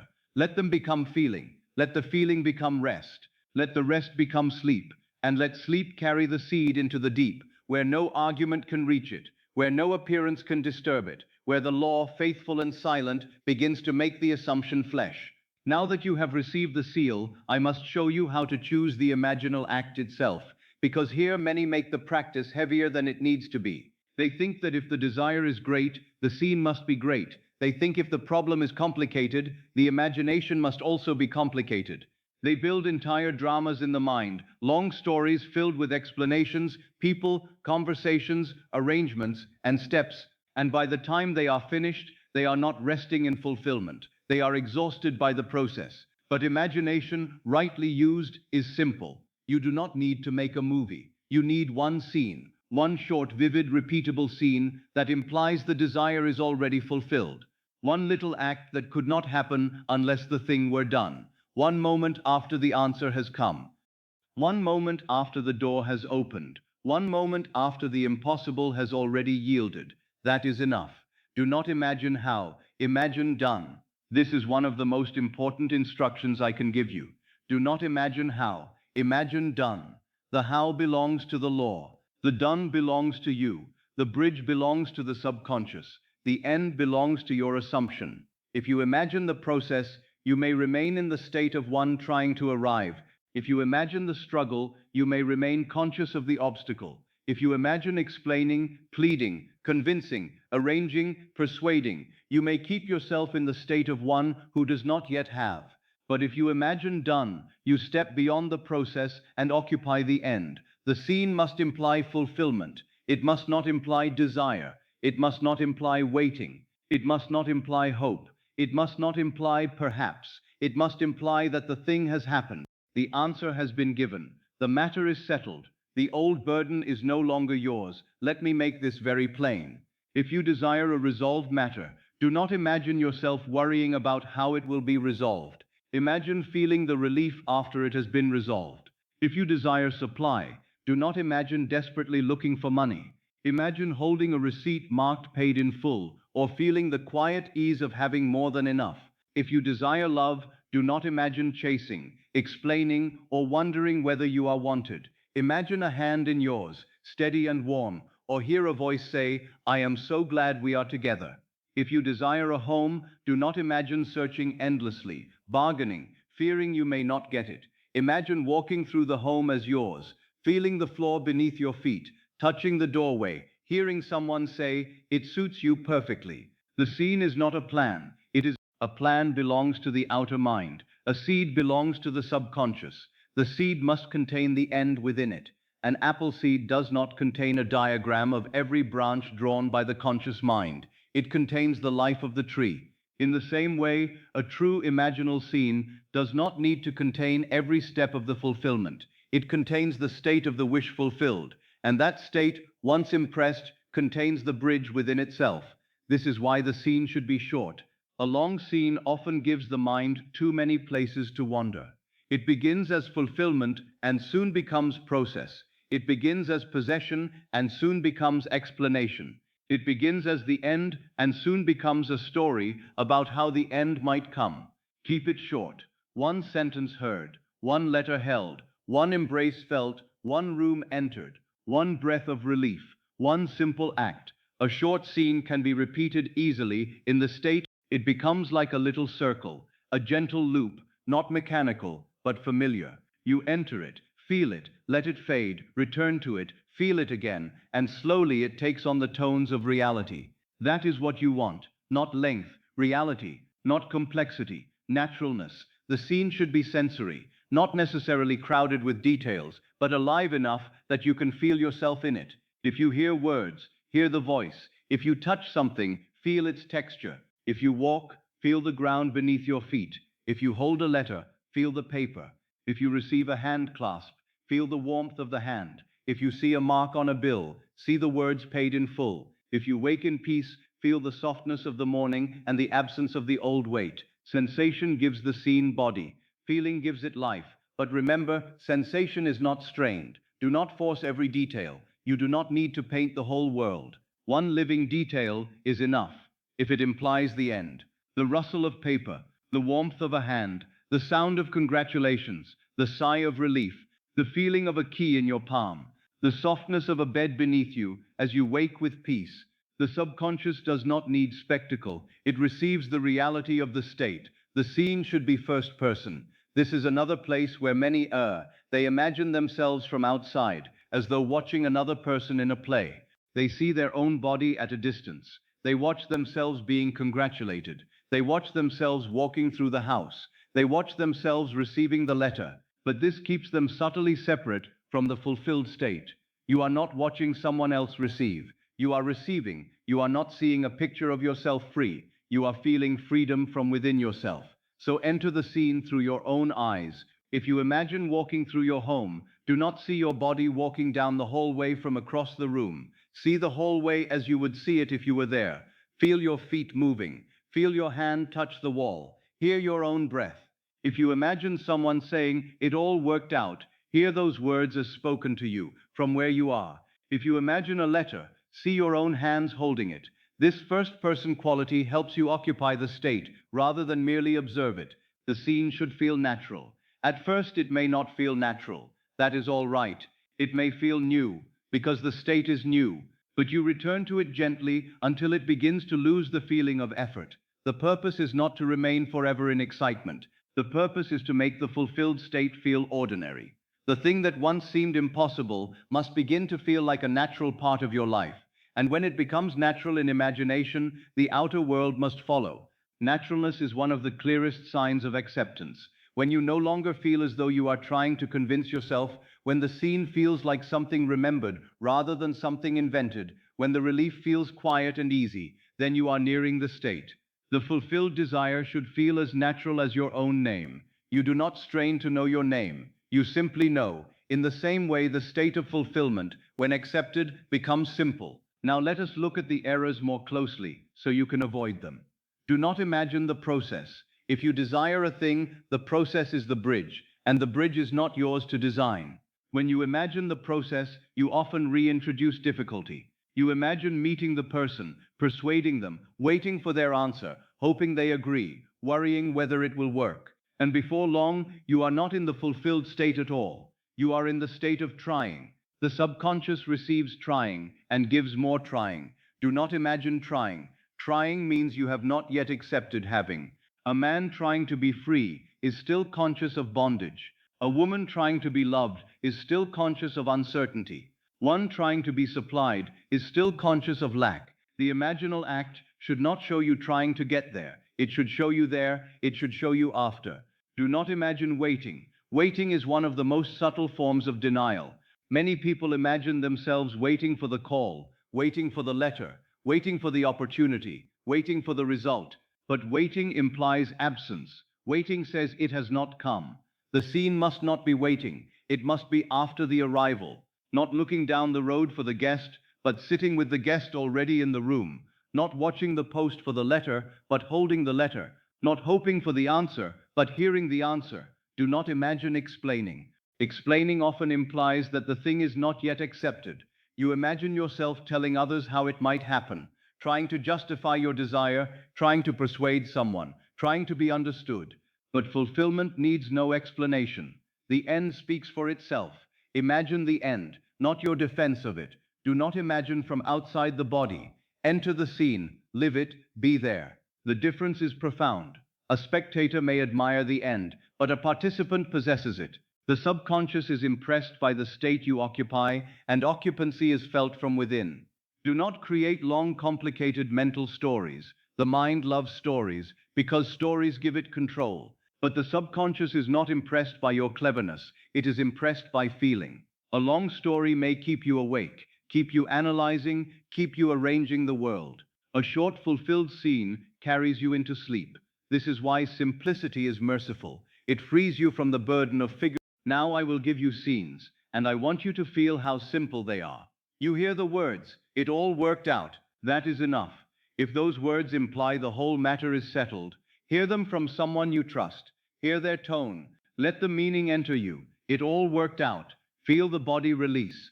Feel the mind stop arguing. Feel the relief of the end. You hold a letter with good news. You do not need to read every line. Perhaps you see only the first words. We are pleased, approved, resolved, confirmed. Or perhaps the content is not even clear, but you feel the paper in your hand and you know what it means. The answer is favorable. Let the feeling be the proof. You feel the relief of a resolved matter. This may not have many images at all. You simply lie in bed and feel the burden gone. You feel what you would feel if the thing that once frightened you had already been settled. This is sometimes the most powerful scene, because relief is direct. It goes beneath words. You see a bill marked paid in full. You see the ink. You see the stamp. You feel the calm of completion. The bill no longer speaks as a threat. It is finished. The account is closed. You breathe differently. You imagine waking with peace. This is very useful for those whose desire is not one object, but a new life.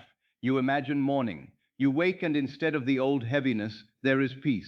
You feel the pillow, the light in the room, the quiet realization that all is well. That moment implies transformation. It says the old anxiety is gone. You hear congratulations, not distant applause. A simple, intimate congratulation. I am so happy for you. You did it. It is wonderful. Hear the warmth in the voice. Feel the natural joy of being acknowledged after the fulfillment. Do not make it theatrical. Let it be real. You feel some. This is a profound scene for love, reconciliation, companionship, support, or belonging. The hand says what words may not need to say. It implies closeness. It implies acceptance. It implies union. Feel the warmth, the pressure, the certainty. You walk through a home that is already yours. You do not imagine searching for it. You do not imagine buying it. You do not imagine fearing you will lose it. You walk through it as yours. Feel the floor. Touch the doorway. Hear the. Perhaps someone says, "This place is truly yours." You feel possession, not longing. Each of these scenes is small, but each contains a world. A single sentence can contain fulfillment. A single touch can contain love. A single stamp can contain freedom. A single breath can contain healing. Do not underestimate the small scene. The seed is small, but the tree is hidden within it. Now, when you take your scene into the state akin to sleep, do it gently. Let the body grow heavy. Let the breath slow. Let the room fade. Then bring the scene near. Do not force it to appear brightly. Let it come as though remembered. Enter it. Hear, touch, feel. Repeat it softly. Let it loop. If it fades, bring it back. If the mind wanders, return without anger. And when the feeling of fulfillment begins to rise, rest in it. At some point, the scene may become less necessary because the feeling has been found. This is good. The scene is a doorway to the state. If the state is present, you need not clutch the image. You may let the image fade and sleep in the feeling. Some nights the words will be clear. Other nights only the relief will remain. The subconscious receives the feeling. Do not ask, did I do it perfectly? The question itself is a return to uncertainty. If you felt the end, even a little, you have planted. If you entered the scene from within, even briefly, you have practiced the law. If you fell asleep in relief, you have used the night well. Perfection is not required. Faithfulness is required. Return again. Let the scene become natural. The true scene has a peculiar quality. It does not make you frantic. It settles you. If your scene increases anxiety, it may not be the right scene, or you may be imagining process instead of end. Choose a scene that brings relief. The end should feel like arrival. It should feel like the exhale after the long breath held. It should feel like, yes, this is complete. If the scene makes you chase, simplify it. If it makes you worry, move further beyond the event into after. If imagining the letter arriving makes you anxious, imagine holding it after it has arrived and feeling relief. If imagining the conversation makes you nervous, imagine the warm hand after reconciliation. If imagining the money coming makes you grasp, imagine the bill already paid and your body at ease. Always move to after. This is the secret. Most people imagine too early in the story. They imagine the attempt, the risk, the uncertain middle. But the creative act belongs at the end. If the end is accepted, the middle is arranged by the law. If you dwell in the middle, you may create more middle, more trying, more waiting, more uncertainty. Therefore, leap inwardly to the end. Dare to assume the completed fact. Do not imagine how. Imagine done. Now perhaps the desire is so large that a simple scene feels almost too small. That is because you are still measuring the desire by the world. The subconscious does not need a scene equal in size to the desire. It needs a scene equal in implication. If the scene implies the end, it is enough. One congratulatory sentence can imply a lifetime changed. One key in the hand can imply ownership. One peaceful morning can imply an entire new state of being. One receipt marked paid in full can imply freedom from a great burden. Implication is the power of the scene. Ask yourself, would this be happening if my desire were fulfilled? If yes, the scene is good. Would I be hearing it all worked out if it had not worked out? No, therefore the words imply the end. Would I be holding a paid receipt if the matter were not paid? No, therefore the image implies the end. Would I be walking through this home as mine if it were not? Therefore the scene implies possession. The scene must be repeatable. This matters especially before sleep. You should be able to return to it easily, again and again, without mental effort. A complicated story is hard to repeat. A simple scene is easy. Let the scene be like a little prayer in form. Not many words, not many events, just the essence of the end. You repeat it until it feels real, and then sleep takes it. The scene must be sensory, first person and natural, but above all, it must be felt. The feeling is the life. Without feeling, the scene is a picture without breath. With feeling, it becomes a creative act. The feeling need not be violent. In fact, the most creative feelings are often quiet. Relief, gratitude, certainty, peace, normality. The feeling of course, the feeling of this is mine, the feeling of it is done. And after you have found your scene, do not keep changing it out of anxiety. Some change scenes every night, because they think the previous scene was not perfect. This is often the old state seeking control. Choose a scene that implies the end, and remain faithful to it long enough for it to become natural. Let it deepen, let it become familiar, let it become your inward home. If after some time a better, simpler scene arises naturally, you may use it. But do not change from panic. Change only from clarity. The law is not confused by sincerity, but the mind can be scattered by fear. The simplest faithful scene is often more powerful than many brilliant scenes used anxiously. Now, as you prepare to sleep in the coming nights, I want you to remember this instruction. Do not come to the bed with a whole world to solve. Come with one scene. Do not carry the weight of the entire desire. Carry one small act of fulfillment. Do not make a movie. Plant a seed. The scene is your seed. The state akin to sleep is the soil. Feeling is the life within it. Sleep covers it. The subconscious grows it. The world becomes the harvest. And if doubt asks, but how will this little scene change the great problem? Answer gently, the seed knows how to become the tree. You do not need to explain the growth. You need to plant. You need to feel. You need to sleep in the end. That is enough. Let this make the practice accessible to you. Let it remove the heaviness. You do not need to be a master of complicated imagination. You only need to become faithful to one fulfilled moment. You do not need to see the entire path. You only need to accept the end. You do not need to force a vision. You only need to feel the truth of the state. Tonight, choose one scene. Perhaps it is someone saying, "It all worked out." Perhaps it is the letter. Perhaps it is the hand. Perhaps it is the paid bill. Perhaps it is waking in. Perhaps it is walking through the home. Choose the one that gives you the most natural feeling of completion. Then, as your body grows heavy and your breath slows, enter it, live it from within. Repeat it softly. Feel the end. Seal it with the sentence, "I relax and I allow." It is done. Then let sleep carry it. No strain, no movie, no process, no waiting, no explaining. Only the end. And the end, felt as real, contains within it. And now, as the night deepens, as the body grows softer, as the outer world fades into silence, you need not carry anything more. You do not need to solve. You do not need to force. You do not need to check. You do not need to search the darkness for signs. The seed has been planted. The state has been chosen. The end has been accepted. And now you may rest. It is done. Let those words be gentle now, not loud, not strained, not spoken as one trying to convince them. Let them fall through you like a soft rain. It is done. The old striving is finished. The old argument is finished. The old fear is finished. The old waiting is finished. You have entered the end, and the end is enough. All is well. Not because every appearance has already changed before your eyes, but because the cause has changed within you. All is well because consciousness is the only cause. All is well because consciousness is the only cause. All is well because the inner state has been. All is well, because what has been accepted in imagination must seek form in the world. All is well, even now. All is well, even in silence. All is well, even while you sleep. I am safe. Feel this not as a thought, but as a quiet atmosphere. I am safe. The body can soften. The hands can open. The face can relax. The breath can move slowly. There is nothing to fight in this moment. There is nothing to hold together with tension. Safe to receive.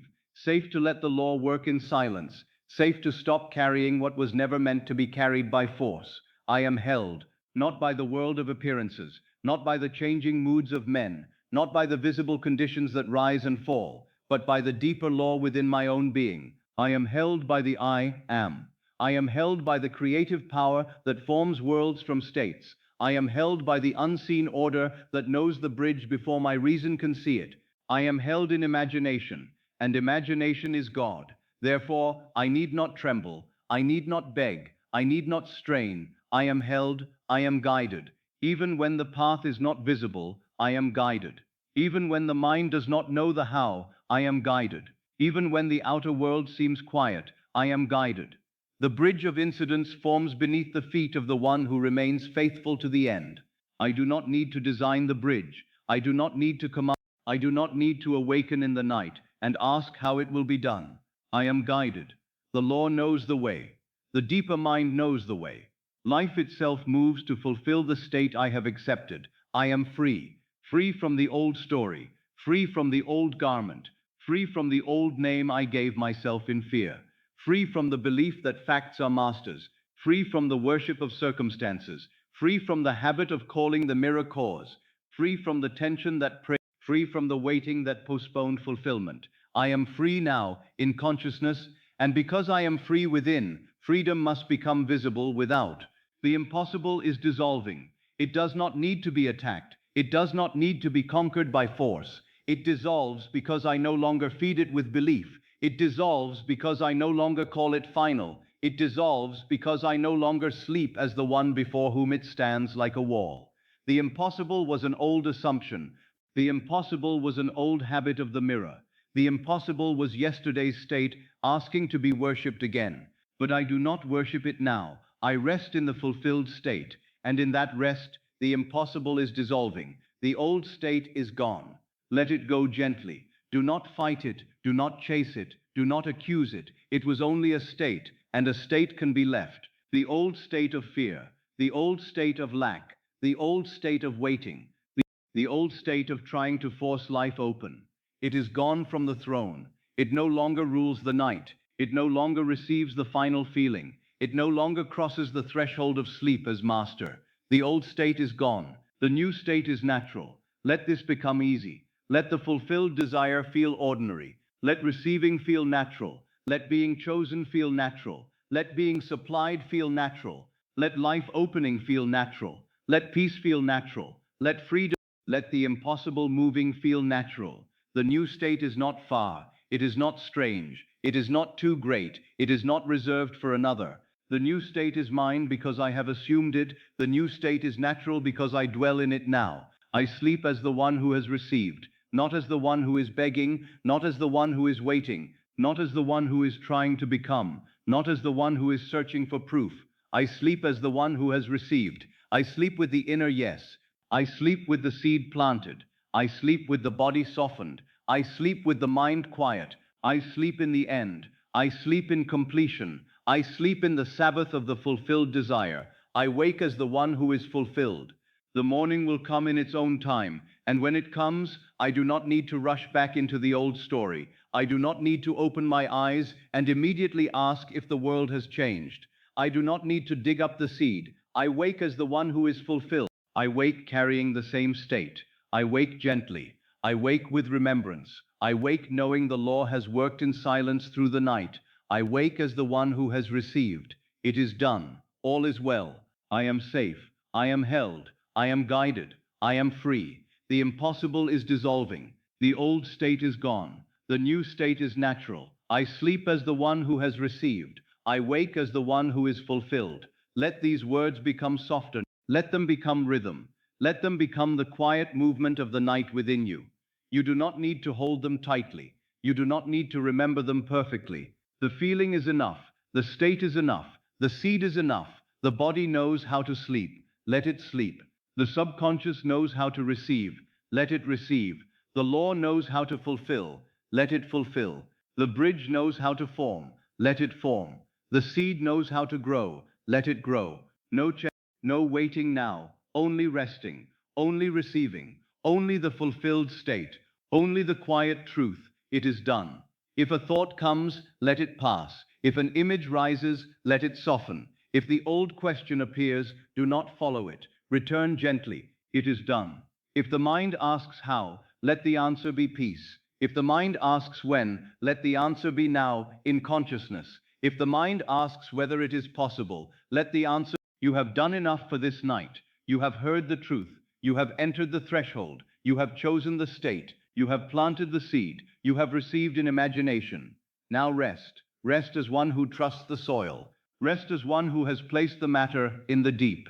Rest as one who knows that unseen does not mean inactive. Much is moving in silence. Much is being arranged beyond the reach of your conscious mind. The law does not sleep as men sleep. While the body rests, the seed lives. The law works in silence while you sleep. It moves beneath the surface. It stirs thought. It moves people. It arranges conversations. It opens forgotten paths. It dissolves old resistance. It builds bridges from circumstances that once seemed unrelated. It takes the state you have accepted and begins clothing it in fact. You need not supervise it. You need not awaken to command it. You need not keep watch over the night. The law works in silence. What has been planted will bear fruit. Every seed bears after its kind.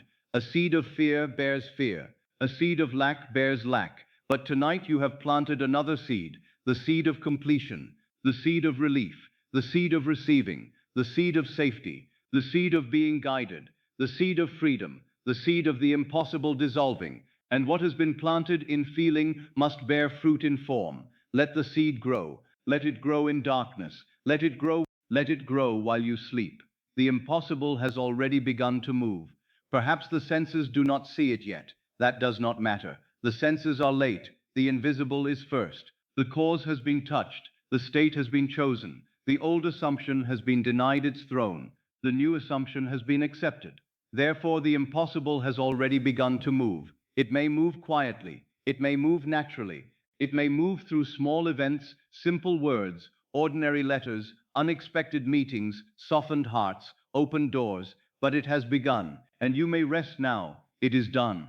All is well. I am safe. I am held. I am guided. I am free. The impossible is dissolving. The old state is gone. The new state is natural. I sleep as the one who has received. I wake as the one who is fulfilled. Let the breath become slow. Let the inner world be enough. Nothing more is required. Nothing more must be forced. The night is not empty. The night is creative. Sleep is not escape. Sleep is the door, and you are passing through that door, not as the old self, but as the one who has received. Sleep now in peace. Sleep now in the end. Sleep now in the quiet certainty that the thing is already finished in imagination. Sleep now without checking. Sleep now without forcing. Sleep now without waiting. Sleep now as one who is safe. Sleep now as one who is held.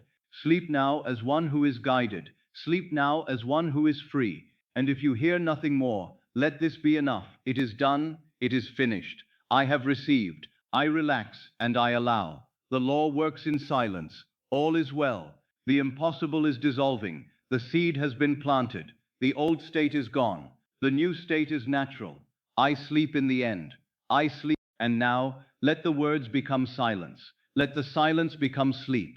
Let sleep become the chamber of creation. Let the law do its perfect work. Let the unseen become faithful. Let the bridge form. Let the harvest come in its appointed way. For consciousness is the only cause. Imagination is the only reality. Feeling is the secret, and the state accepted in the depths must become the world you walk through. Rest now. It is done.